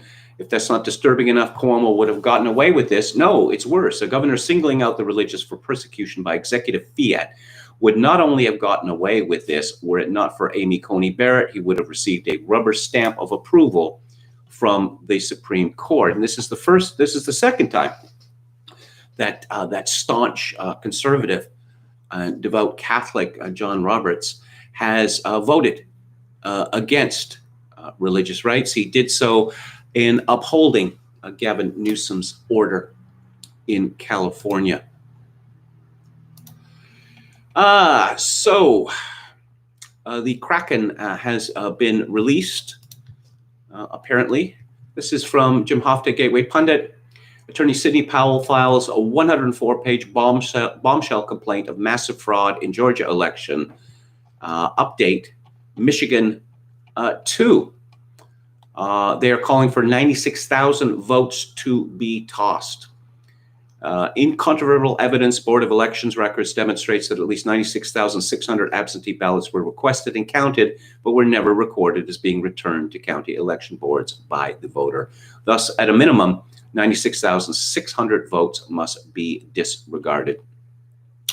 And she is calling for an immediate order to impound all the voting machines and software in Georgia for expert inspection by the plaintiffs, on order that no votes received or tabulated by machines that were not certified as required by federal and state law be counted.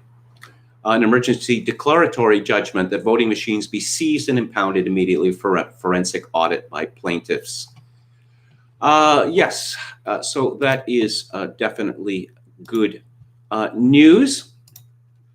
A Georgia lawsuit witness testifies the use of different paper and counterfeit ballots, a watermark solid gray instead of transparent.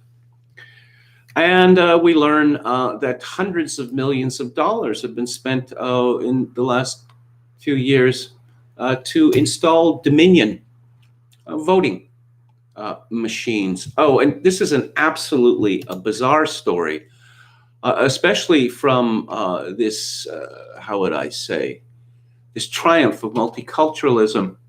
Barack Obama, who is half American, half Kenyan, raised in Hawaii and Indonesia. This is from Jordan Davidson at The Federalist. Former President Obama accused Hispanic voters of being bigots, claiming that they ignored the current administration's racist immigration policies to vote for Donald Trump because he supports their views on gay marriage. People were surprised about a lot of Hispanic folks who voted for Trump, Obama said on the Breakfast Club podcast Wednesday. But there's a lot of evangelical Hispanics who, the fact that Trump says racist things about Mexicans or puts undocumented workers in cages, they think that's less important than the fact that he supports their view on gay marriage or abortion. A black man who hates Hispanics. Who could have seen that coming? Oh, and by the way, which administration before Trump's was putting, as they like to say, children in cages? Why, that would be the Obama administration, wouldn't it? Let's take a look at a J5 Killer's Twitter feed. Trump is starting to talk. In 2 weeks, everyone in America will know exactly what happened, and there's nothing the press or the Democrats can do to stop it. The Scottish will have no choice but to rule for Trump, and the state legislatures will have no choice but to seat Trump electors. The political pressure for turning back the fraud will be off the charts. Millions of Americans will be calling their legislators and marching in the streets in opposition to the fraud. Oh, yes. J5 Killer had retweeted John Zimirak, who wrote, the Democrats went from 1, Sidney Powell is insane, has no evidence, to 2, there's not enough fraud to change the outcome of the election, to 3, her filings have typos. That was quick. And J5 Killer commented, the grammar Nazis stand ready to defend the fraudulent election. And I am going to move now to Theater Thursday. And our film today is from 1941, and it is called Meet John Doe. It stars Gary Cooper, Barbara Sandwick, and Walter Brennan. It is directed and produced by Frank Capra, with a screenplay by Capra's frequent colleague, Robert Riskin. The music, which incorporates a great number of traditional American songs, is by Dmitri Tiomkin. I should begin by saying some things about Frank Capra.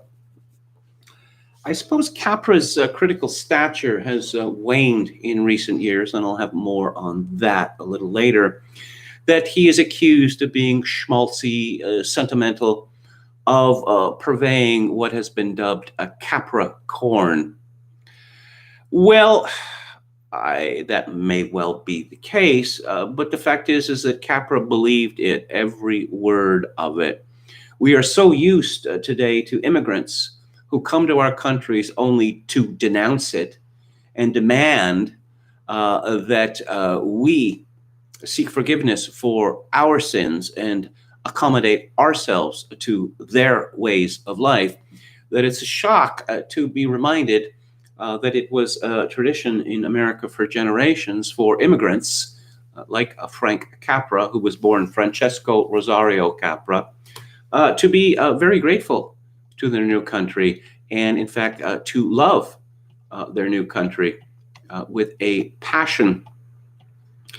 Capra grew up in, I suppose, what you could call an Italian ghetto in Los Angeles. And like many filmmakers of the early days, he had all sorts of jobs. He traveled.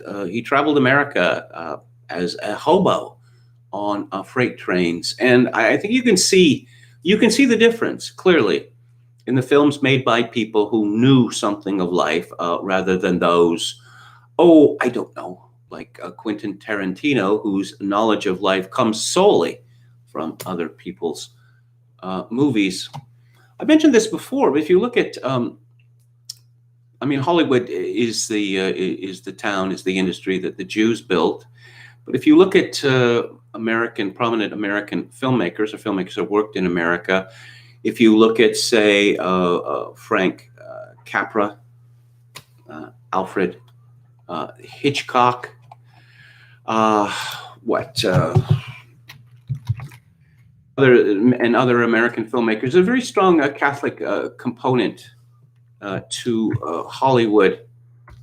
Capra was not a practicing Catholic for most of his life, but if you watch his films, you can see certainly that the social message of Catholicism is very strong in them. Leo McCarey would be another example of a great Catholic film director whose films were exceedingly influential. Also, John Ford. Capra became one of the most famous and richest men in America. He had a whole run of hits in the 1930s, including It Happened One Night, You Can't Take It With You, and most famously, Mr. Smith Goes to Washington. He also made a film version of Arsenic and Old Lace, which is funny, except that it's rather spoiled by me by the outrageous overacting of Cary Grant. Frank Capra worked at Columbia, which was run by Harry Cohn, and was considered in its early days to be a Poverty Row studio. Harry Cohn was widely hated in the industry for his cruelty and he was an exceedingly vulgar man, and what he seemed to make passes at every single woman who acted in his rather forceful passes. But Capra got along with him. Capra got to make the kind of films that he wanted to make. Just to give you an idea of, well, actually, I thought that Harry Cohn was the worst of the Hollywood tycoons until I read about Jack Warner. And I thought, Cohn is going to have to go into second place. But when he died, Red Skelton, who was a famous American comedian for decades, one of the most popular American entertainers of the 20th century, he said to someone at Harry Cohn's funeral, "It's like Harry always used to say, if you give the people what they want, they'll come out to see it." Capra outlived his time. And the change in the American attitudes towards his films was demonstrated as early as 1946 with It's a Wonderful Life. Everyone talks about this now as one of the greatest Christmas movies, perhaps one of the greatest movies. It was not a popular success. And I suppose its lack of popular success is attributed to the fact that after 4 years of war, Americans wanted happy stories, not unhappy stories. And It's a Wonderful Life, of course, has a happy ending, but it is an exceedingly harrowing film. And his later films were even less successful. Eventually, he quit the business and essentially made films for schools, popular science. And he ended his life in an absolute state of disgust at the pictures that Hollywood was turning out. I suppose it's a cruel fate, common to almost all men, that if they live long enough, they will outlive their time. And this certainly happened to Frank Capra. Actually, in the second SCTV Christmas episode, you see a very thinly veiled portrait of Frank Capra trying to make a traditional film in the 1980s. And it is taken over by this creep producer played by Eugene Levy, who turns it into a sex and a sorority movie featuring a character who is called a booger eater. Highly recommended. So Meet John Doe. It stars Gary Cooper and Barbara Stanwyck. And of course, these are two of the most iconic actors of the 20th century.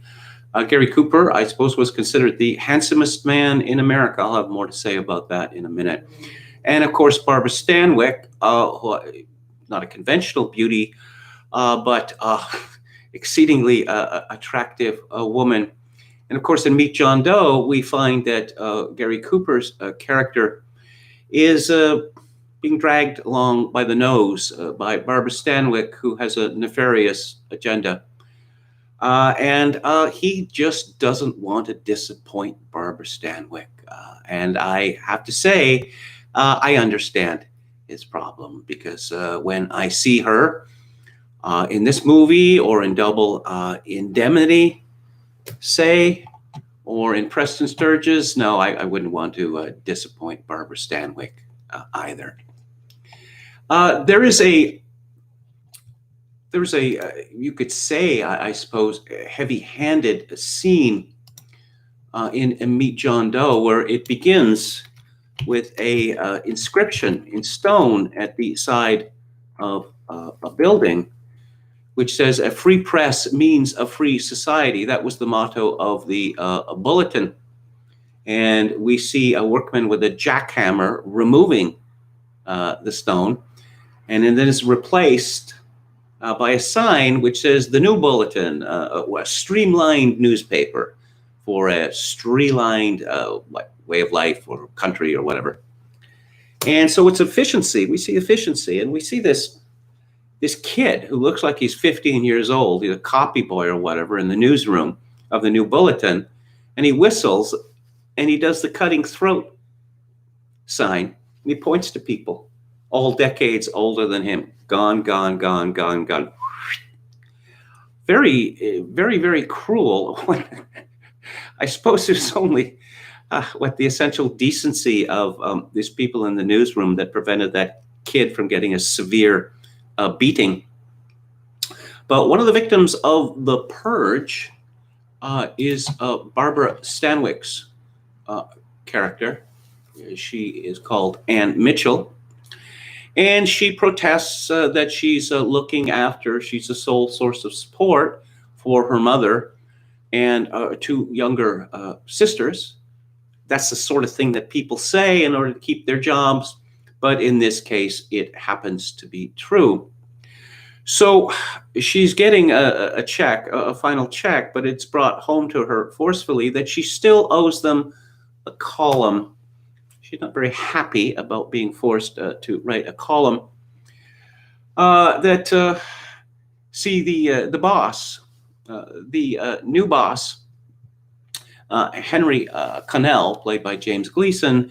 He says that her writing is, lavender and old lace, and what he wants are fireworks.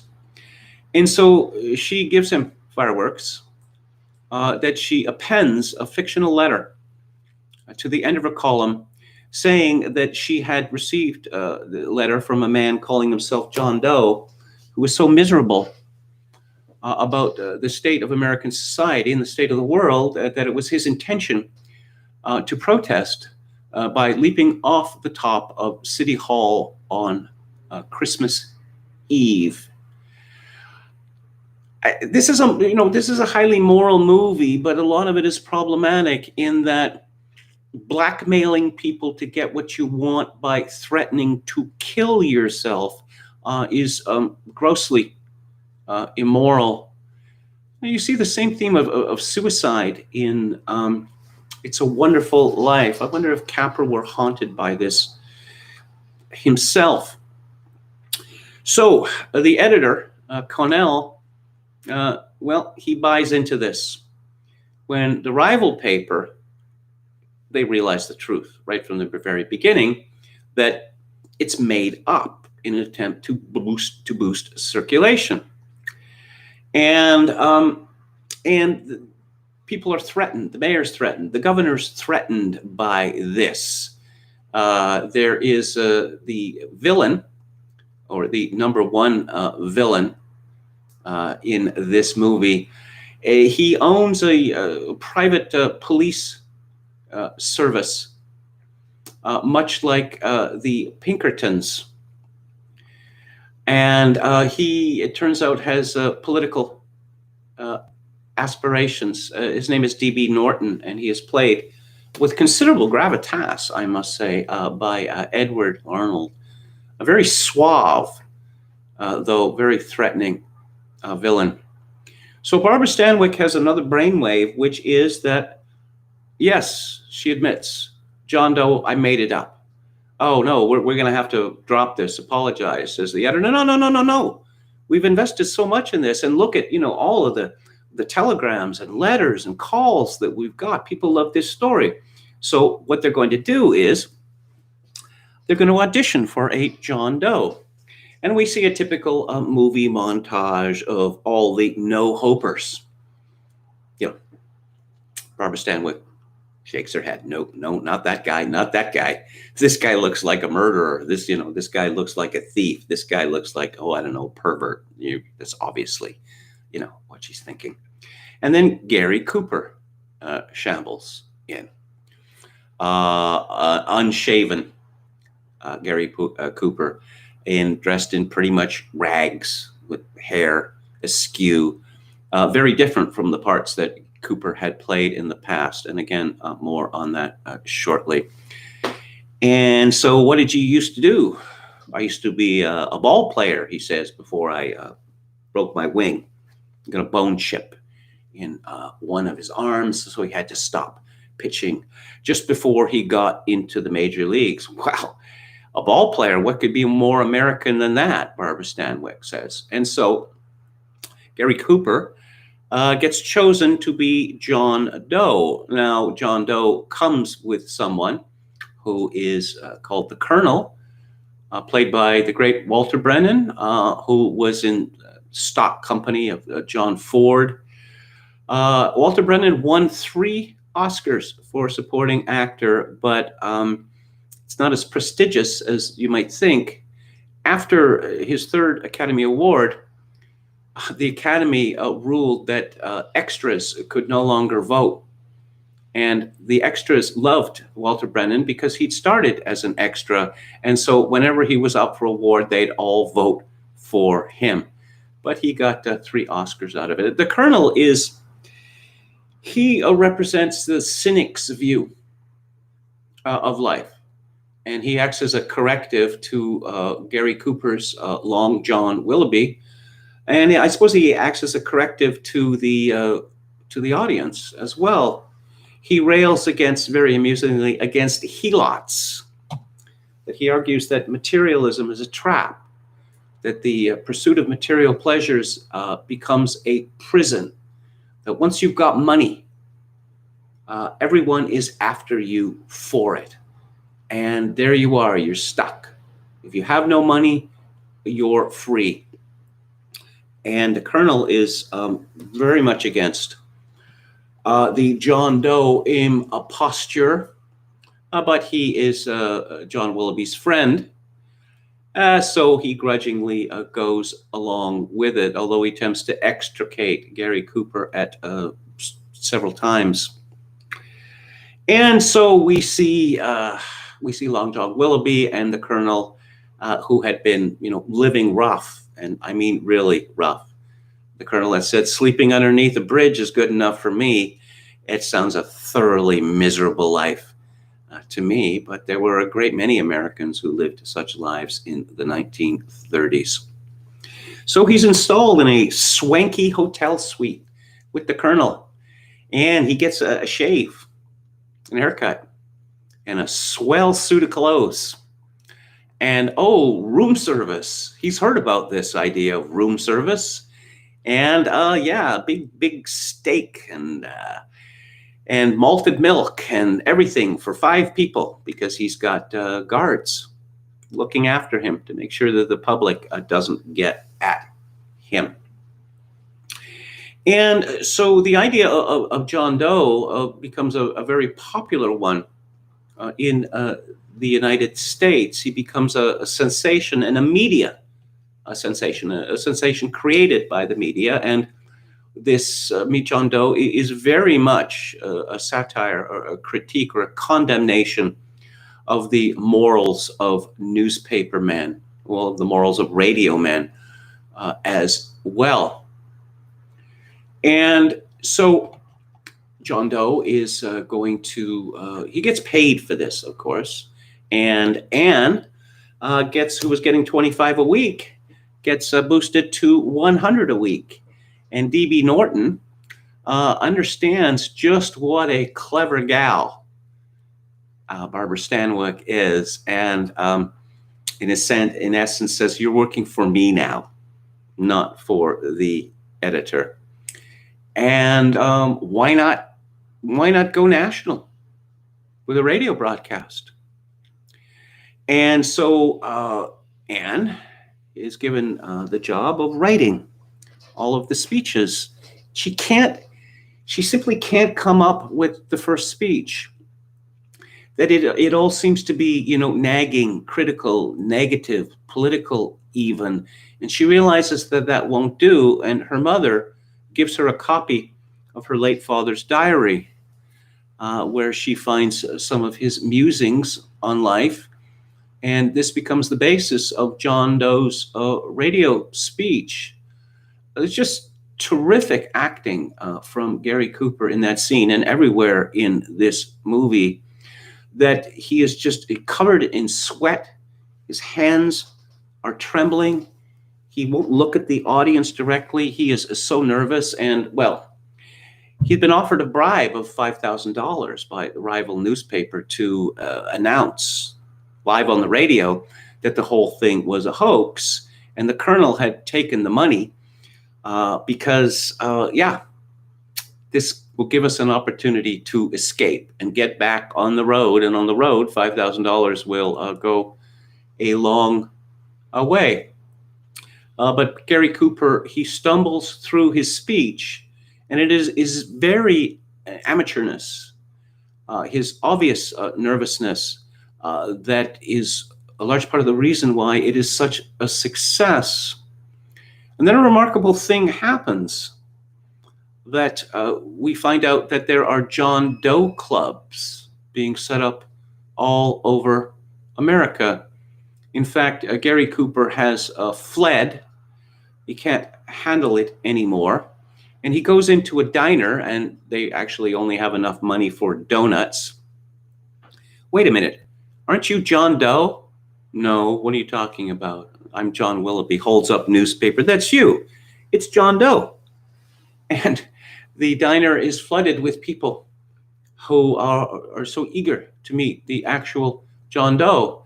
And he's in effect imprisoned and taken to the mayor's office, because there are some people who want to meet him, the local worthies, but members of the local John Doe club. And it's there we learn what is the essence of the John Doe philosophy, which is to meet your neighbors, to know your neighbors, to love them as yourselves. And we hear very touching stories from these people in this small town about how they had ignored their neighbors because they thought that they were bad people, or they thought they were cranky. And in one case, they find out that the old man, sourpuss they call him, that he was largely deaf. And that's the reason why he had been ignoring entreaties from his next door neighbors and elsewhere. And another family that who hid themselves away, apparently because they thought they were better than everyone else. They were actually hiding in shame because they were so poor that they were forced to sell their belongings piece by piece. And so the townsfolk make it their mission to get to know, to get to know their neighbors and to love them as themselves, to find them jobs if they don't have jobs and they're successful in this. And we see a montage of people from the Democratic and the Republican Party saying this movement makes no sense. They don't seem to want anything. And we see a welfare bureaucrat saying that if this keeps up, I'll be out of business. So D.B. Norton is asked why he is spending all of this money to establish John Doe clubs around America. And, he talks about, he's just doing his civic duty or whatever. But we learn that he actually has a plan.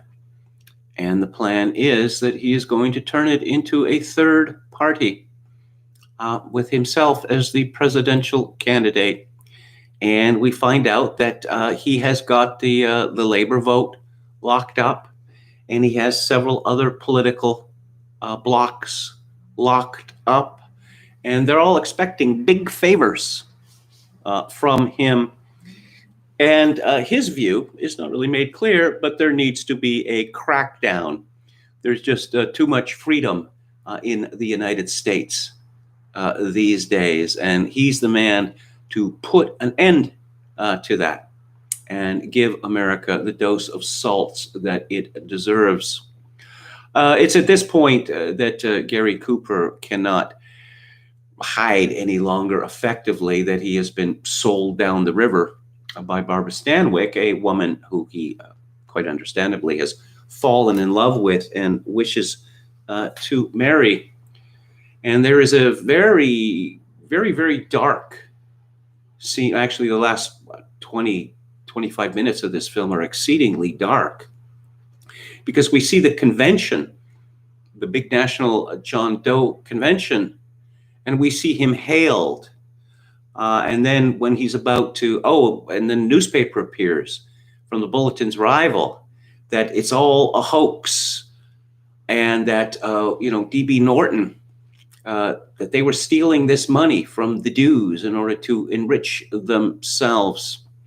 Norton had, blackmailed Gary Cooper, saying that I will ruin you. I will ruin you. You'll be thrown to the wolves if you dare stand in my way. He tries to at the convention, but his microphones are cut off. The line is, we see it being severed, and he can't make himself heard. Meanwhile, the mob has turned against him with virulence.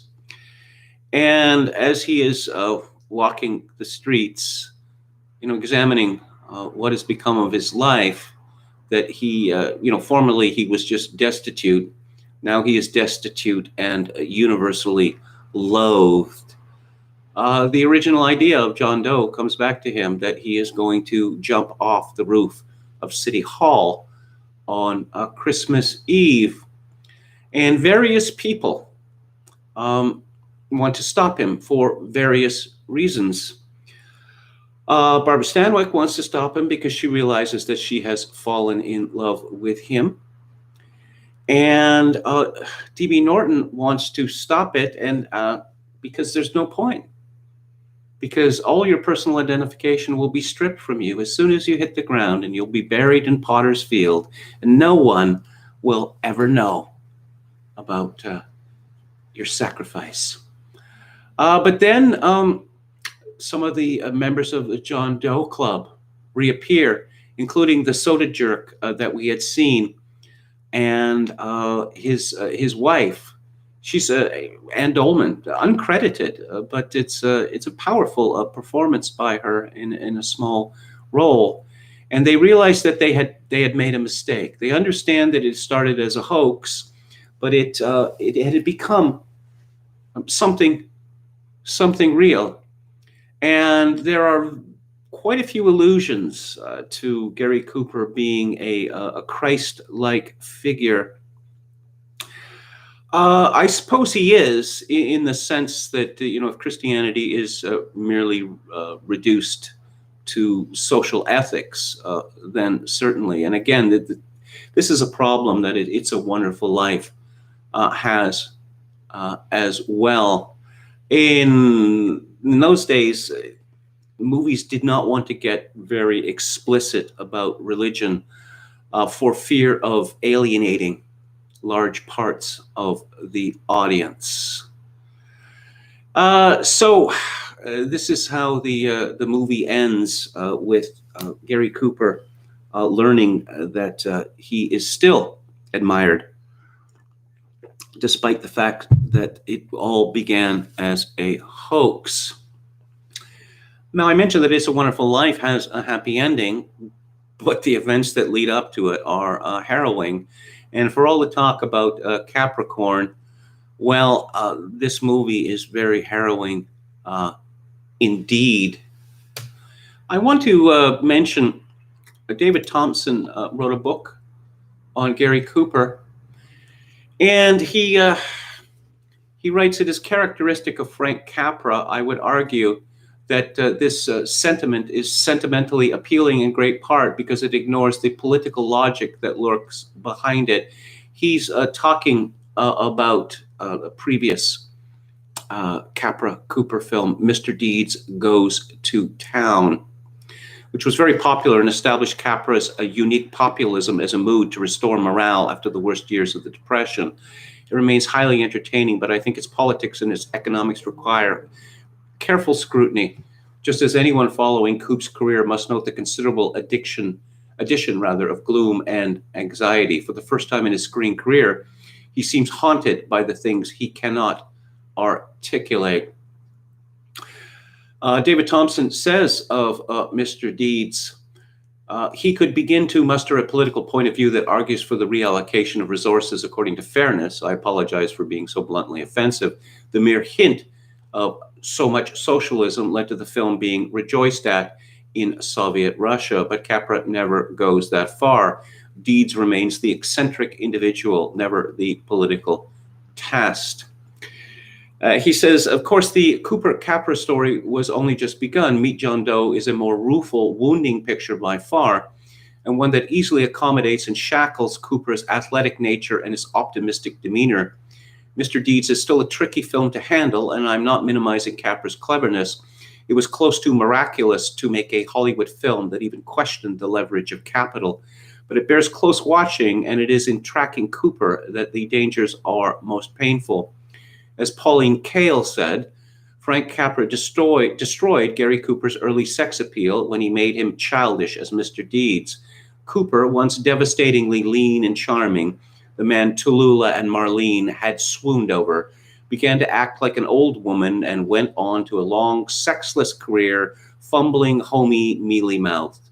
Old woman is harsh, I feel, but Kael is sharpest when disappointed in love. Well, for me, Pauline Kael is something of an anti-pole star.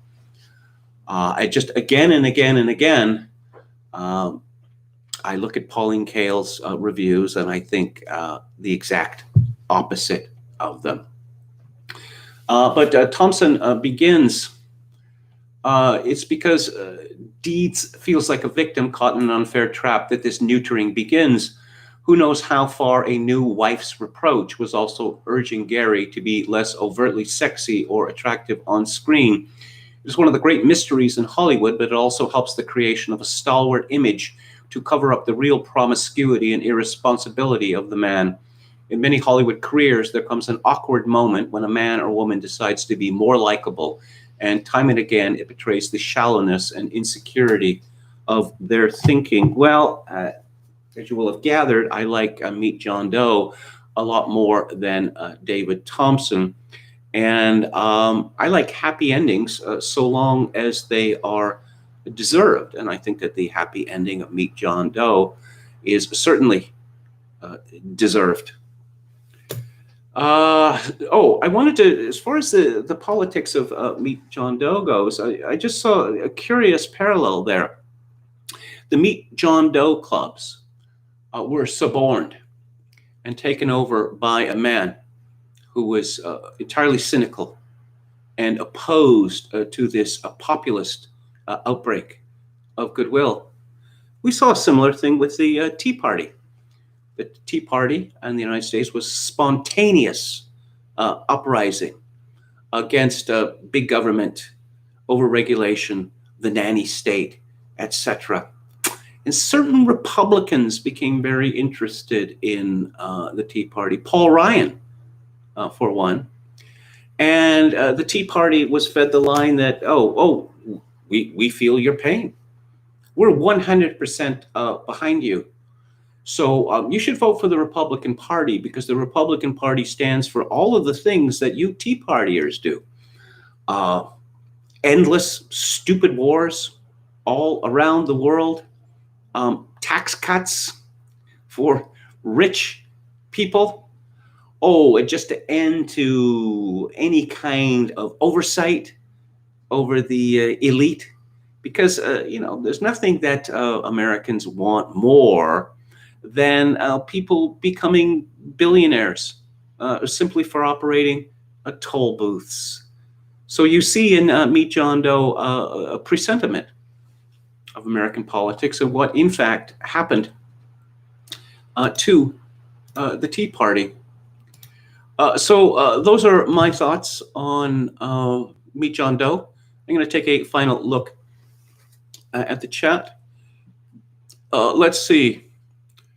Okay, Dennis Dale.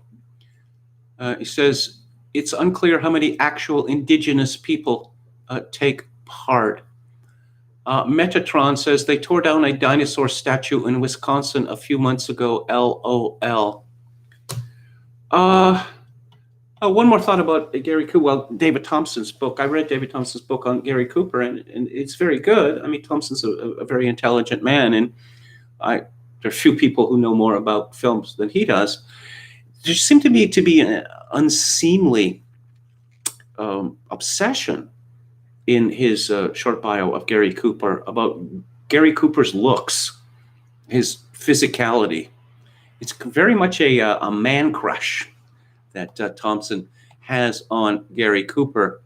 It seems entirely reasonable to me that a man who was middle-aged at the time of Meet John Doe would move to, a different kind of role. And Gary Cooper remained a hit actor till the end of his life.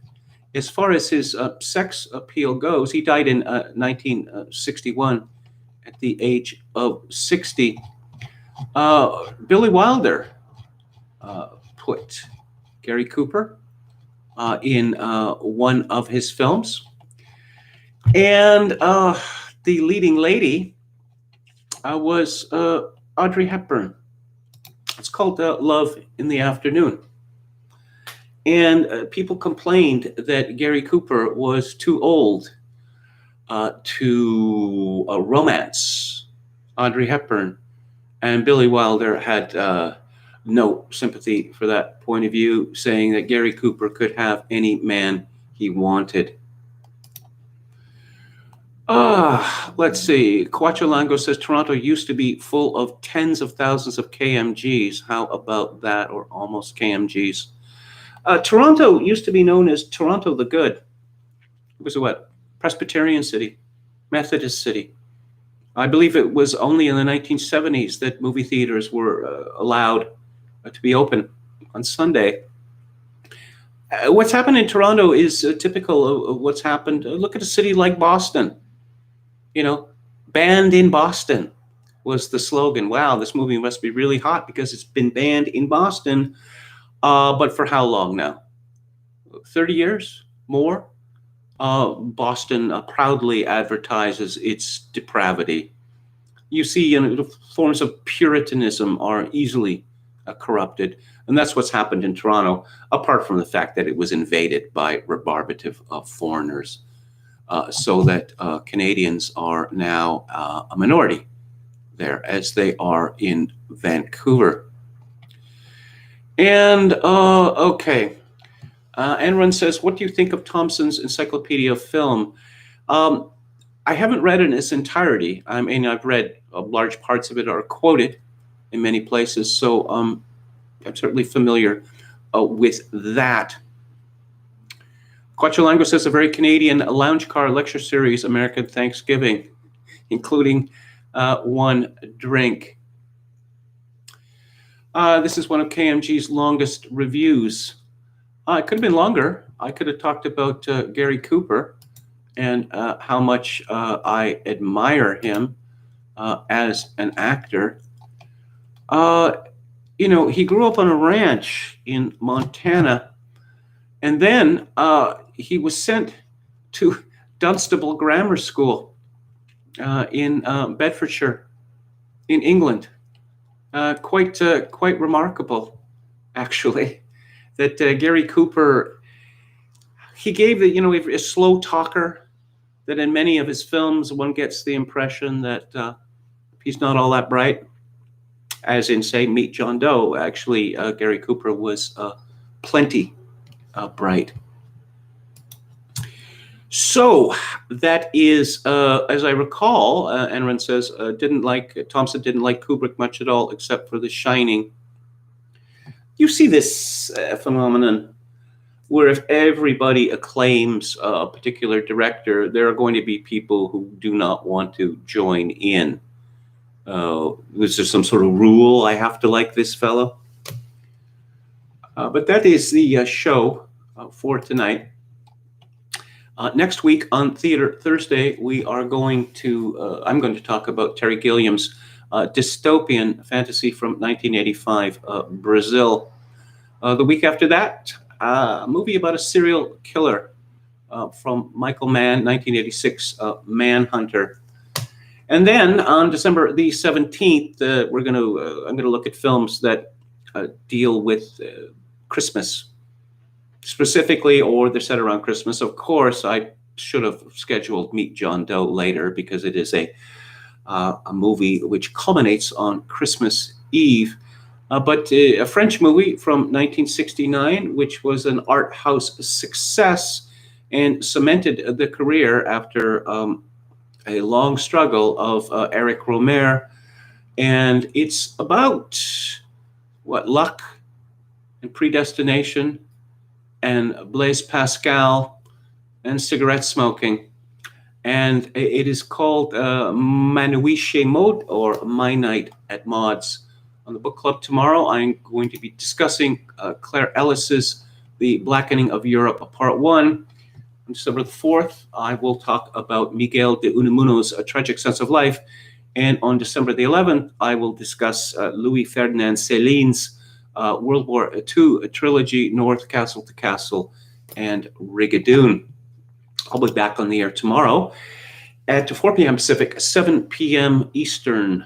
If you like the show or any part of it, I would appreciate it if you'd click on the like button and subscribe to my YouTube channel if you have not done so already. Oh, Emma Kelly sir says, please don't review Die Hard. Okay.